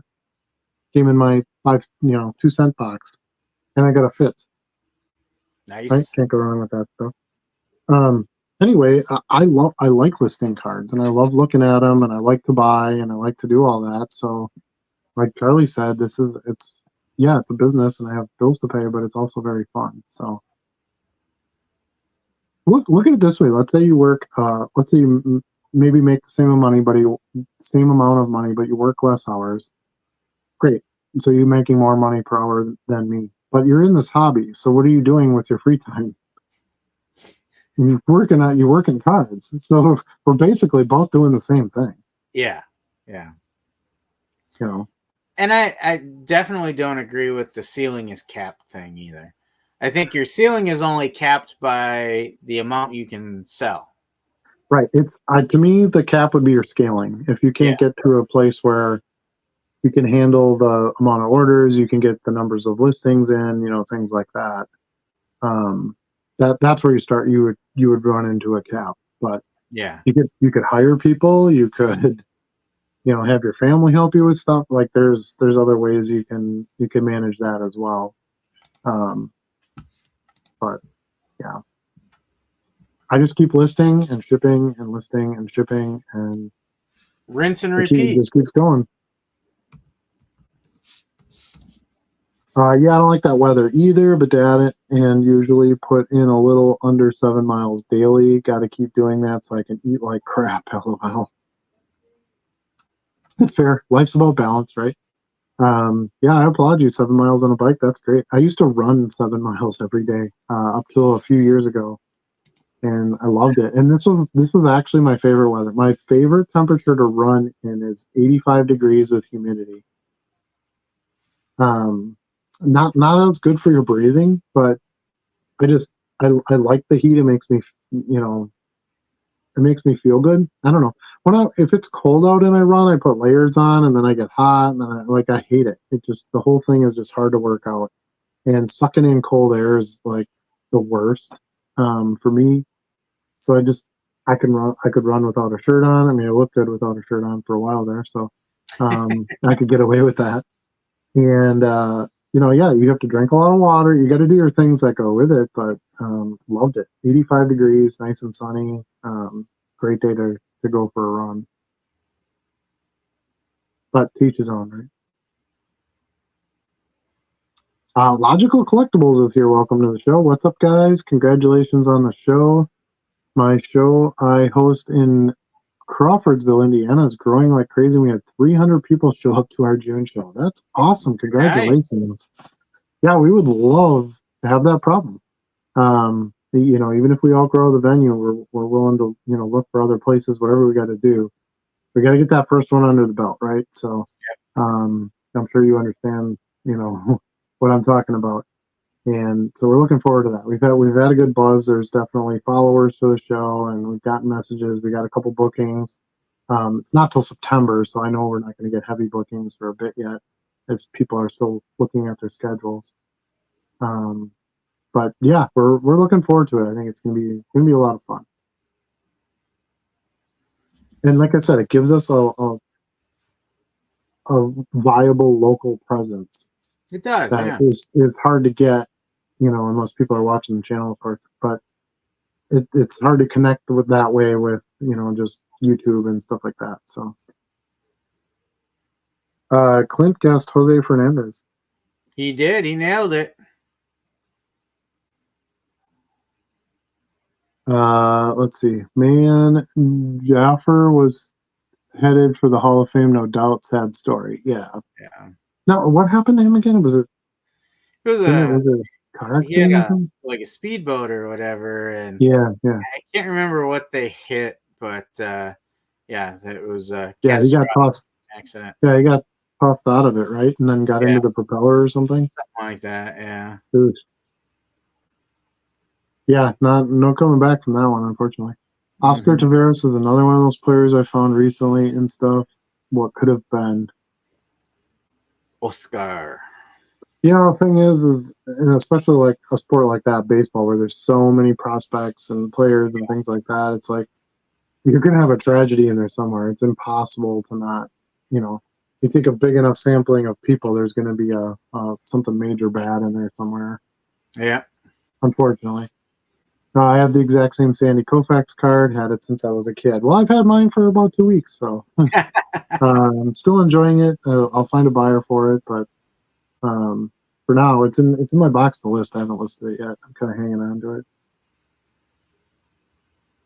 Anything that prohibits a free market is garbage to me. Yeah, absolutely. As long as you're not selling something that's illegal, or defrauding somebody, yeah, I'm all for that. If you're playing within the laws, go for it. Make your buck. Wasn't caught. It's taped for a game that kids played back in the day. Learned about it the other day on X. Interesting. I would not have thought that. I just assumed. Oh, is it the one where you used to like toss it at the wall, and if it turned upright, you got something. If it turned downside, you got. I don't know. Yeah, I'm not familiar with that. I might have heard of that too. Where you try to flip them, you drop something on it, and see if you can flip it. But yeah, it is taped, dude. It is like layers and layers and layers of tape. You know what? We might, speaking of board games with baseball, though, we almost played it last weekend. I think it's going to make another appearance this weekend. Stratomatic Baseball, one of the classics. Yeah, I like Stratomatic.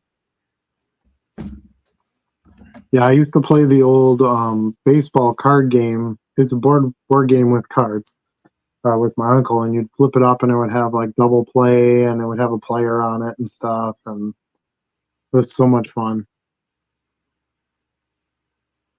Very sad also reminds me of a desire to find a Jose Fernandez 2014 Topps opening day image variation where he's hugging a dinosaur. Interesting. Yeah, there you go. Bargain Boxer goes to the Crawfordsville show. There you go. Been there twice. I don't know where Crawfordsville is. Charlie's going to look that up for us. I am? Well, it's in Indiana. Oh, yeah, he said Indiana, didn't he? Yeah, that might be a little bit of a trip for us, but we'll see. Maybe we can make it out there one of these times. Well, that's crazy to hear. Hope you enjoyed it. Yeah, responding to Bargain Boxer being at a show.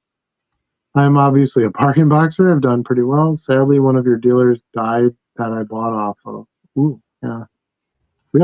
It's all about tragedy in our show tonight. Willie Mays, players that had stuff happened to them. Yeah, it's unfortunate. Who was it? Lane was a toy dealer at the December show, but I haven't been told anyone else passed away. So, backing up a second about Crawfordsville, which, if I'm right, it's like maybe 45 minutes from Indianapolis, 45 minutes, an hour, something like that. I'm sure you'll correct me if I'm wrong.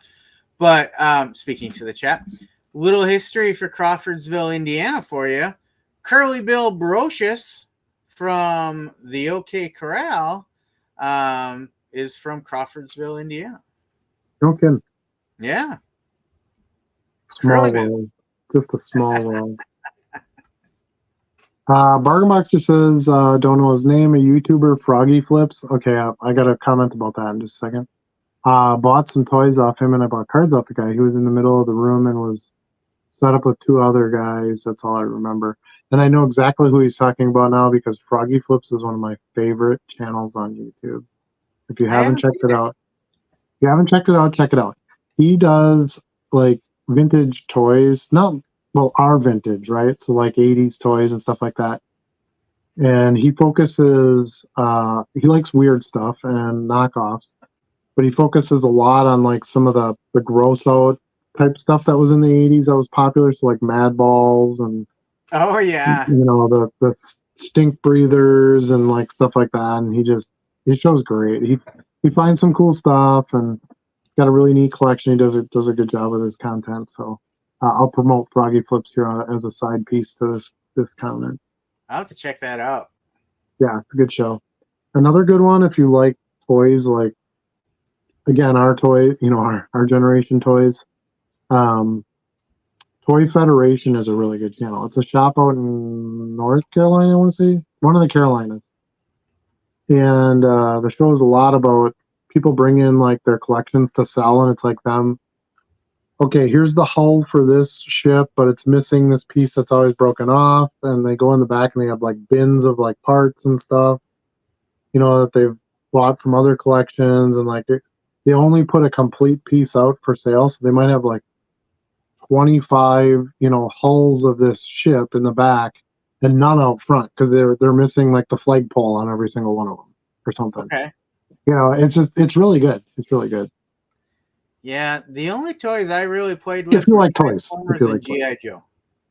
Yeah, and they talk a lot about Transformers and G.I. Joe. The store owner is still trying to finish all the variants of the original Joe set.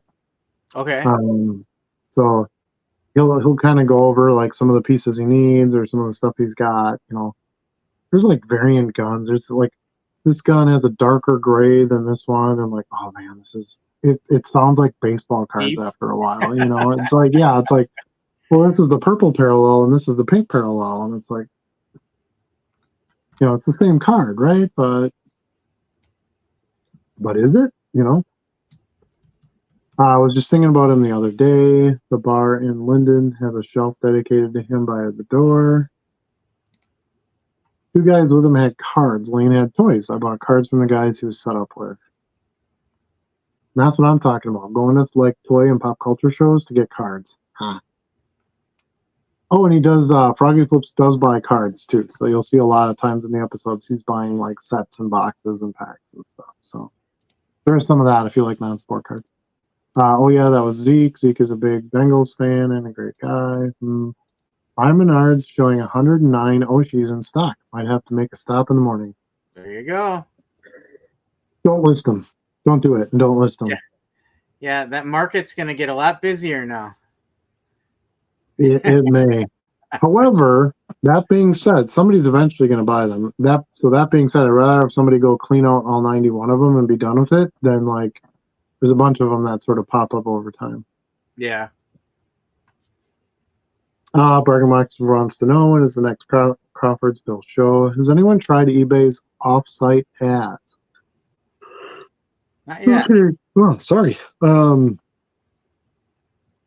No. And I get those offers all the time too, and I kind of thought about it. It's like per click payments. I just don't think what I sell is really fit for that. I don't know. I'd love to hear if somebody's tried it and they've had success with it, or they hasn't had success, whatever. Because I know they give you $100 towards it, but I don't think that goes very far. Like per click advertising is super expensive.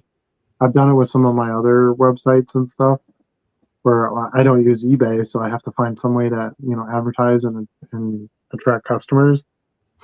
And you'll have, think about how many impressions and how many clicks you might get on some of your listings and you don't get that number of sales, right? Let's say you had 1,500 clicks on your items that day. Did you get 1,500 sales? Probably not. Yeah. There's just so much click that never gets you anywhere. To me, still the greatest part about eBay is you only pay them if you have success. And you don't realize in marketing, which is essentially what eBay is, it's basically a marketing platform, right? They allow you to put your crap on there, and then they've got buyers that look at crap. But the fact that you don't have to pay anything until you have a successful sale is a huge advantage. You can try to sell any card you want. If it doesn't sell you, it doesn't cost you nothing. As long as you have free listings, of course.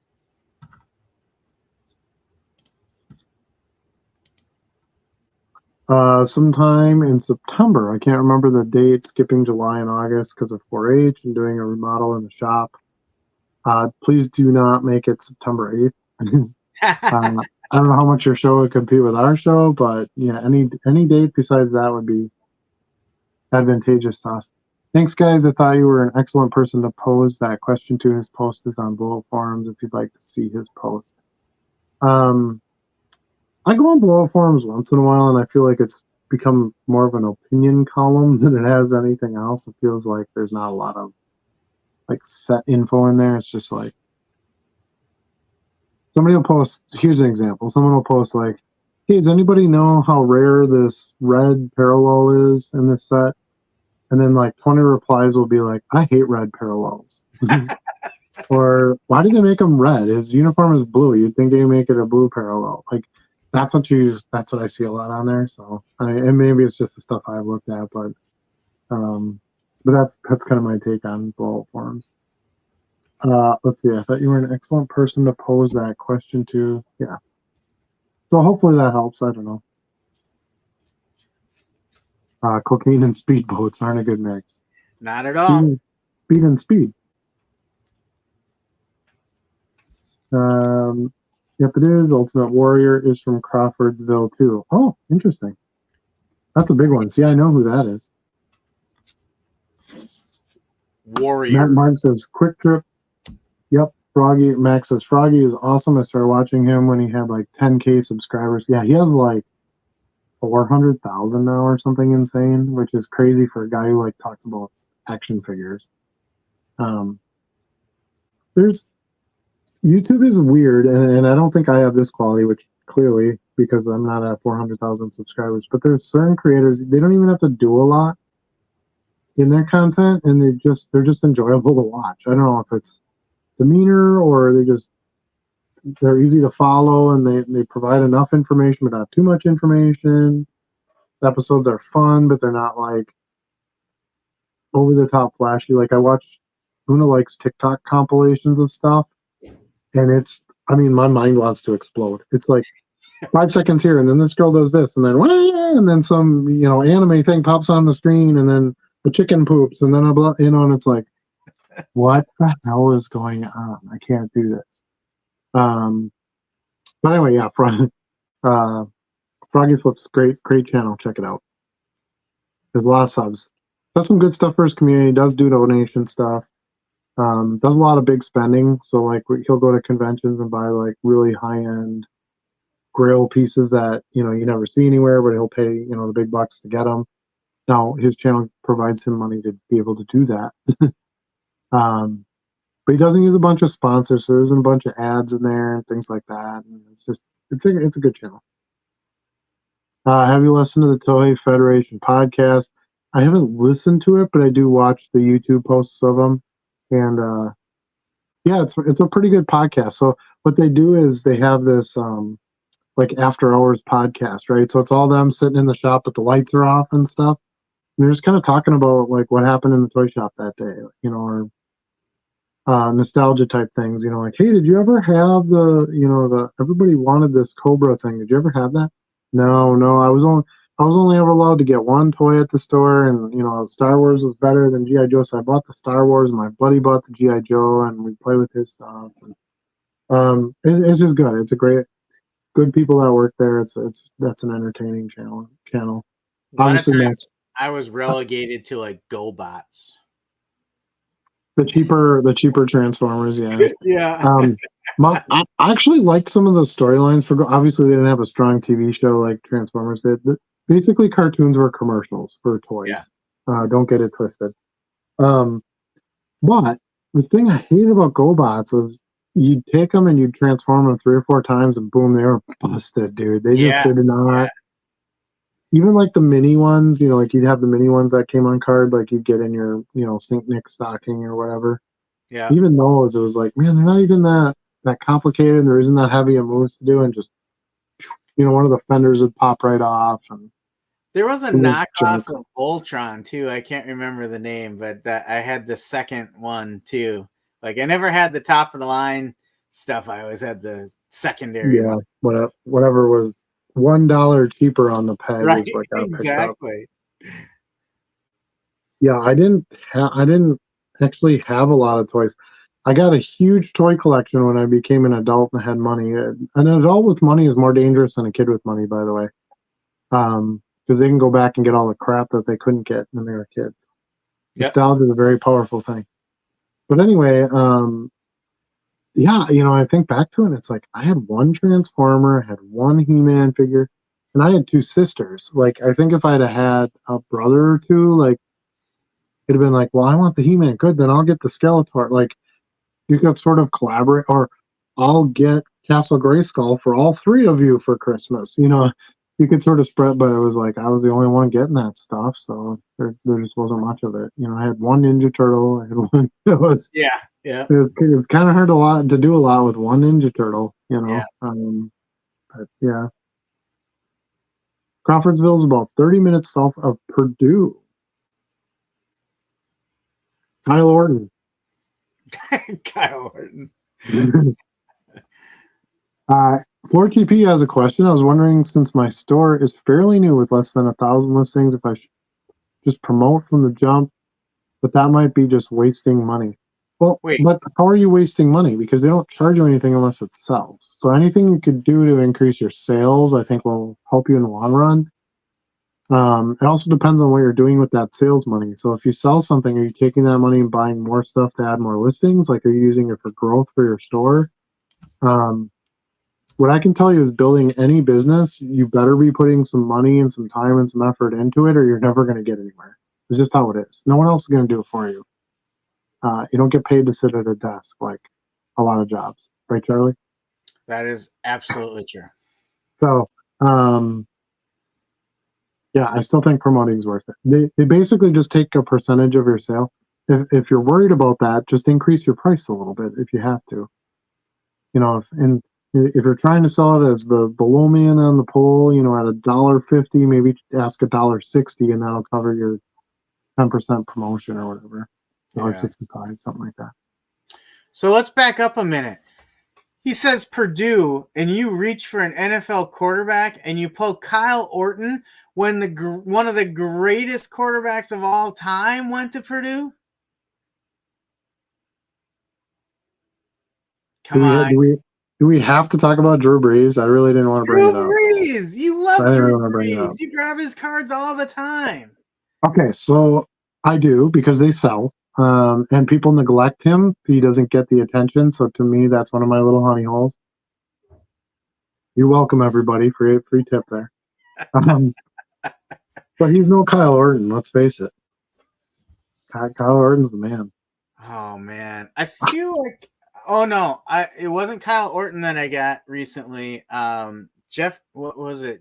Jeffrey Alshon or something, or a Bears receiver. I've gotten a couple autos of his recently in some lots. Nice. Alshon Jeffries, that's his name. Because Gotcha. I think he played in the Kyle Orton era with the Bears too, didn't he? It sounds kind of familiar. Yeah. I don't follow a lot of that, but yeah. Well, it's hard to follow Bears quarterbacks because there's like 2 a year. It's all of them. They've had every quarterback ever. It's all of them. All of them. I think that's where Rodgers is going to end up. I just have this feeling in the back of my head. Oh, man. Wouldn't that be fun? No. The team he owns, he's going to go play for? Would not be fun. I think it would be amazing. When is the next Whatnot show? Oh, boy. ironically enough, one of the other things I was going to put on the list, I mentioned this to Charlie after I had my initial list out there, was live selling. And I just don't know. I just don't think it's there for at least for me yet. It's something I really want to do. We were talking earlier about, pacing your time and, what do you get paid? And you got to be there when it's live. Like, and you can't really do a show at 2 p.m. on a weekday. It's hard to get the audience. You have to kind of do like, try to pick some prime times with people that actually be in your streams. And then you really have to focus a lot on building your audience, because if you have 2 people in your stream, guess what? They're getting everything cheap. you know, and I see like you guys in the Discord posting, hey, look at this stuff I got on, to me, it's flippers going in there and buying stuff in a lot of cases. Not as many collectors. So I don't know. I don't know that that's really where I want to put a lot of my efforts at this point. Maybe again when I start to max out the store and I'm looking for other avenues. But my stuff went cheaper than I really wanted it to. It was nice because I moved a lot of stuff at once, and I sold cards that I didn't think I was going to sell and would probably sit in my store for a while. But I don't know. I don't know. I have to see if I want to get back in that game right now or not. But it's tough. You got to sit there and bark it out. You have, and what a lot of people don't realize is the pre-work. Like you have to get all your cards listed and take photos on there ahead of time. And then you have to like select that card and start the timer and make sure you select the right card.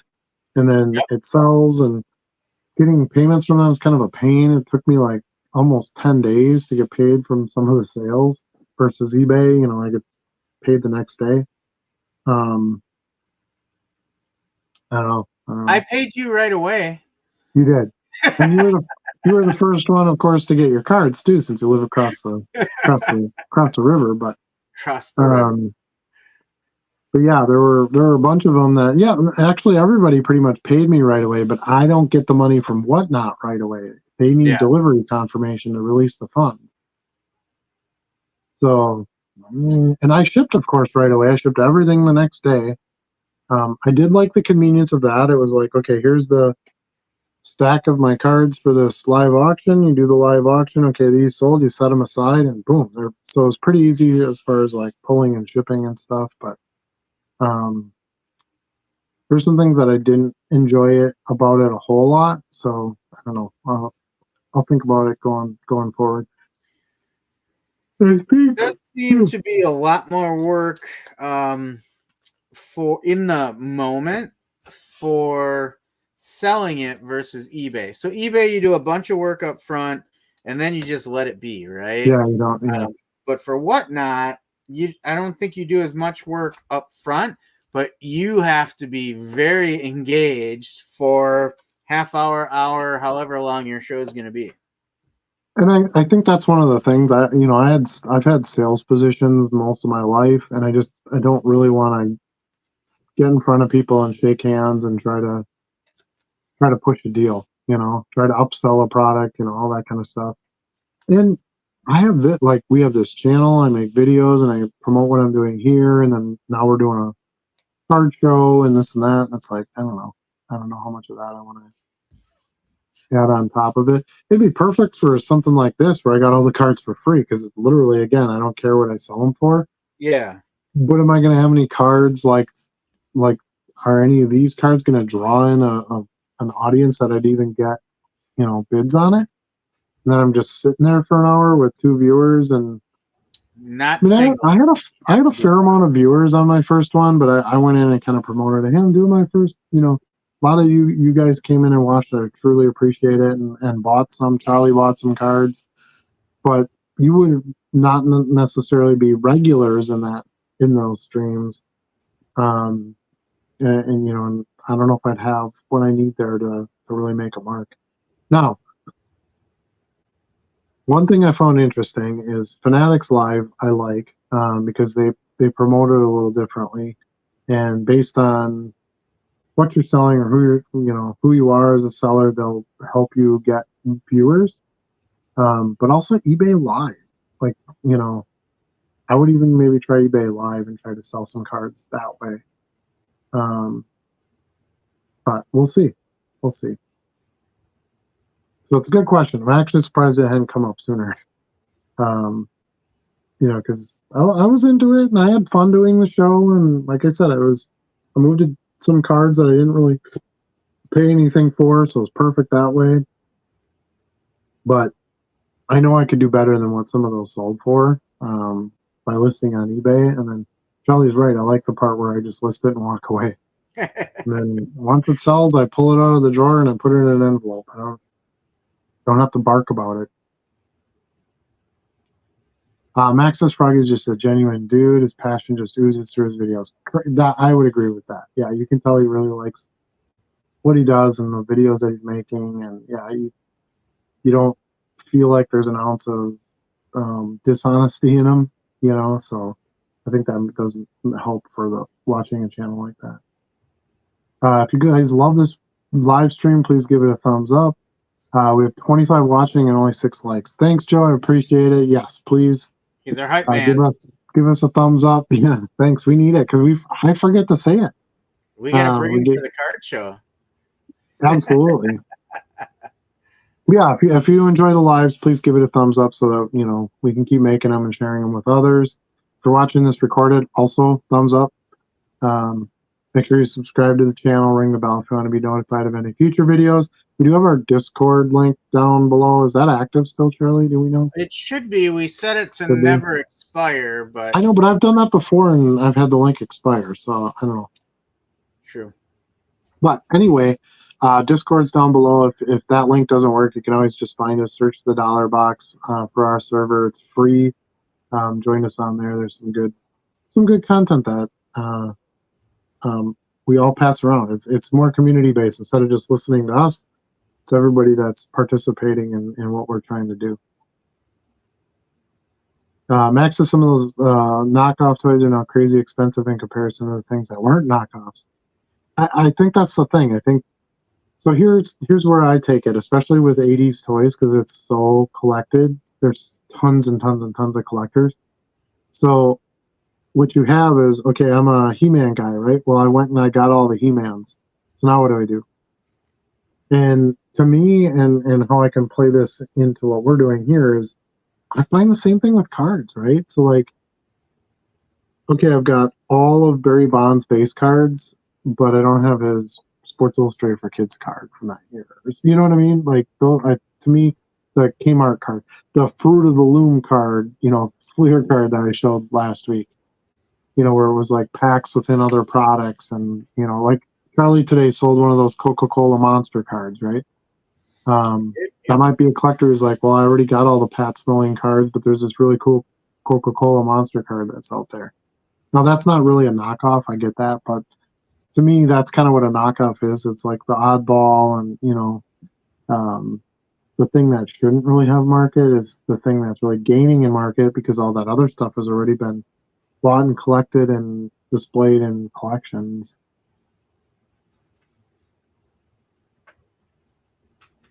I meant like from day one because you guys mentioned you wait a few weeks. Oh, I get what you're saying. I have no problem promoting. I was just wondering if it's silly to start like day 2 or 3. I think in your case, I would just do it right away because you don't really have customers that are going to come in and just buy just because you listed new stuff. You probably don't have like a Facebook page where you're sharing your listings and you have viewers, to go, oh, hey, I want that card. I'll go buy it. You probably need some help getting eyes in front of your stuff right now, at least for a little while. So I think anything you could do to get some sales is probably worth your efforts and a little bit of money to help you get those sales. I think you're probably right. If I had to do things over again, I probably should have promoted right from the start in my early days when I didn't have a lot of listings. Like I needed more help then. Now, Right. Mrs. JC3 and I were talking about it today. Hey, we got another repeat buyer. Hey, there's another repeat buyer. It's taken months and months to build up these repeat buyers. And now they come back on a regular basis. But those early days, man, I was scratching and clawing to find a foothold in the market, and I should have used more of eBay's tools. Yeah, absolutely. So, and that's one of the things you want to look at if you go to like your marketing tab. You really want to look at like, where's my follower base at? Do I have a lot of one-time buyers? Do I have repeat buyers? They put those numbers pretty clearly in there. As you start to see that grow, you can maybe reevaluate this and say, you know what? I've got some people who are normally looking at my store and looking at my listings and buying from me regularly. I can hold off on doing some of this promoting and save some of that money and find a buyer on my own. Because that's essentially what you're saying. You're basically telling them, I don't need your help. I can find a buyer. I just have to put it on eBay. I mean, I still need eBay, so I have a place to put my stuff, but I don't need that extra help. So, yeah. You can do some other things too. You can end your listings and sell similar to freshen them up a little bit. You know, you could probably do that every couple of weeks since you don't have very many listings. And maybe just keep sort of popping it yourself in front of some new eyes and seeing if you can get a sale that way. You want to save on the promoted fee side. Oh, if you slander Breeze, I'm subscribing. That's my guy. So it was a total joke. Obviously, Drew Brees is the GOAT of Purdue. I don't deny that one bit. But it's just fun to talk about Kyle Orton. That's good stuff. So, yeah. As soon as he said Purdue, I was like, Kyle Orton, yes. That was a weird poll, I have to say. Hey, Charlie, no trivia today. You don't have any trivia for us, Charlie? Well, No you kind of did earlier with the Jose Fernandez thing. Yeah, I can give you a piece of trivia though. We'll have to, to keep people honest with the keyboard warriors there. We probably have to time this, so we probably need an answer in like the next 30 seconds in the chat. However, here it is. Since we talked about Willie Mays earlier, we will stay with Willie Mays. In Willie Mays' career, add up the number of National League MVPs and World Series championships, and you get what number? 6. Incorrect, sir.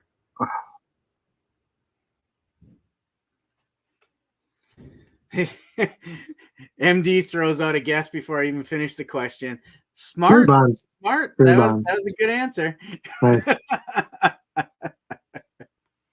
There was at least a 40% chance I would have said, who's his godson? What else we got? That's true. Yeah, they were kind of related, right? Or like implied related. Wasn't he related to close in the chat? We're getting close, but we have not hit it. We've got a guess of 0, 5, 4, and 6. It is not any of those numbers, but we're kind of zoning in.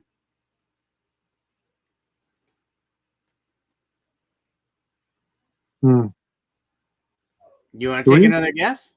What's that? 3. 3. Yeah. He's got 2 NL MVPs and only 1 World Series championship. I knew he only had 1 World Series. I had to think about the MVPs. And then I was like, did he win any?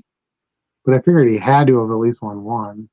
And that's the thing that makes like what the Yankees did and the Reds did so much more amazing, winning all those championships, because a World Series is really hard to win. There's a lot of amazing players that never won a World Series, especially before free agency.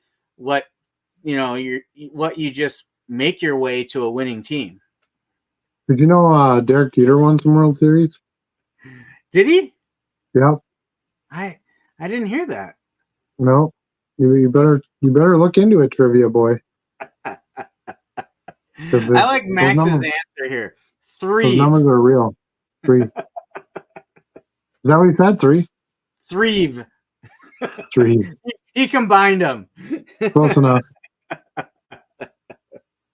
Mexicans. We had MI3 cards that did. He was the first one to guess it. Nice. So kudos to you. Charlie's gonna mail you a solid gold bar or something. So send him your address. Solid. Send him your address. You have to pick it up at the Green Bay Goat Show, though. I don't have a solid gold bar, but I did just get a bunch of Topps embossed Golden Idol cards. Nice. Yeah. Those cards I'm kind of. Person. I'm kind of iffy on those cards because they just look dumb. Like I love when them. What are you talking about? they're just it's almost too much. Like it's already embossed and it's got the shine, and then you add gold on top of it. It's like, dude, just relax, okay? It's not everything has to be, Egyptian. Why not? Because I said this is just sometimes things get to be too much, like sometimes I look at some of those unparalleled cards. I'm like, oh my god, my brain hurts. Looking at these. Yeah. Relax, man. MI3 says he tuned in late. I just got done going through a shoebox full of cards I bought off Facebook this morning. Awesome. Oh. If you're in the Discord, share on there what you got. We have our pickups channel on there, and we'd love to see if you pulled anything awesome out of it and what you paid for them, and we can help you a little bit. If you have questions on any of them. Barry Bonds. I think Barry Bonds is the correct answer because his name came up twice tonight, so he's got to be a trivia answer in there somewhere. That seals it? Is that what you're going with? That's all it takes.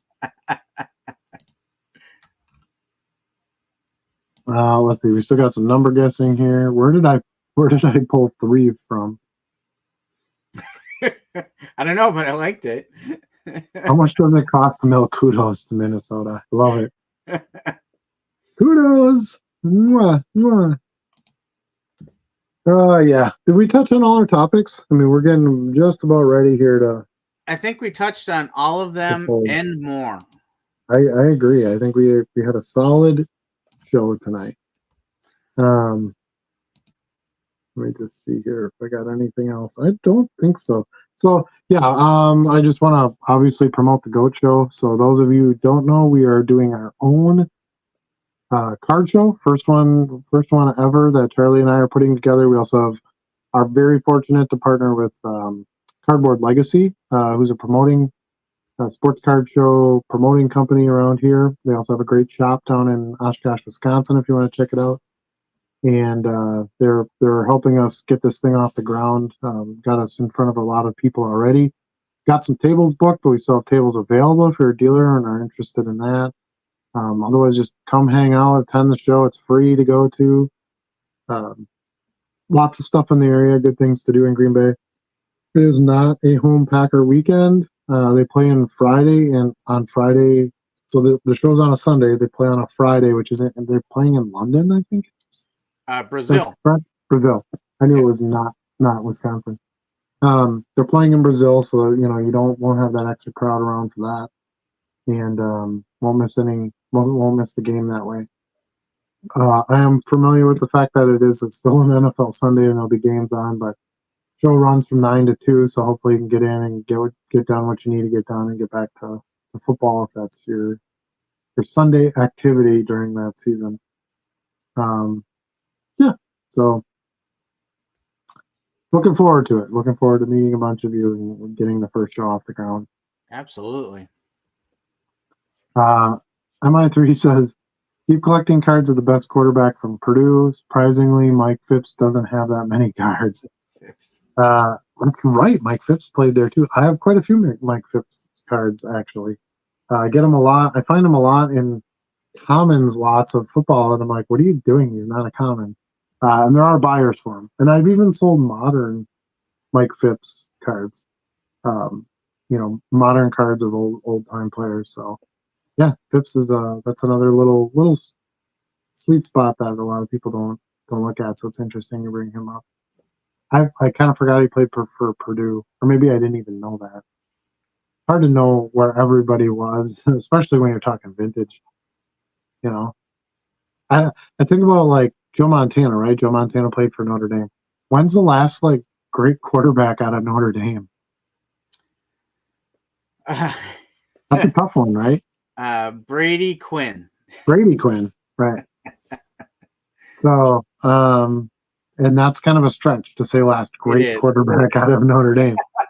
But think about that. I mean, they go from Joe Montana to nobody since, and it's Notre Dame. It's that's one of the best heralded programs of all time. I mean, goddamn Rudy,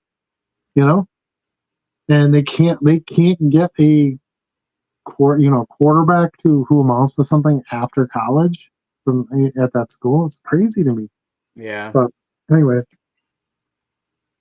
all right, I think that's it. We're going to wrap it up from here. Another successful show. Thank you everybody for joining us in the chat and participating. We do want to get some ideas for the show. We want to try to do something, more than what a lot of the other card shows are, where it's basically just open the doors and have at it. So please get us those suggestions if you come up with anything. My channel here, Charlie's channel, JC3 Cards and Collectibles, Cardboard Legacy. Hit us up on the Discord, wherever you want to go to talk to us. We'd be happy to hear from you. But yeah, till next week. Every Wednesday, 8 Central Standard Time. Me, Charlie, Stu. Stu hasn't had much participation tonight. We're kind of forgetting the Stu lately. I don't know what's going on about that. I mean, there's a giant goat behind your head, and it doesn't pop into mind all the time. Stu is always watching. Right. I know, it's crazy. Yeah, that's it for this show. Thanks again so much for watching. Do you have any parting words, Charlie? Look for some more pickups videos coming from me on the channel soon. Nice. Always listing lots more to get out there and list.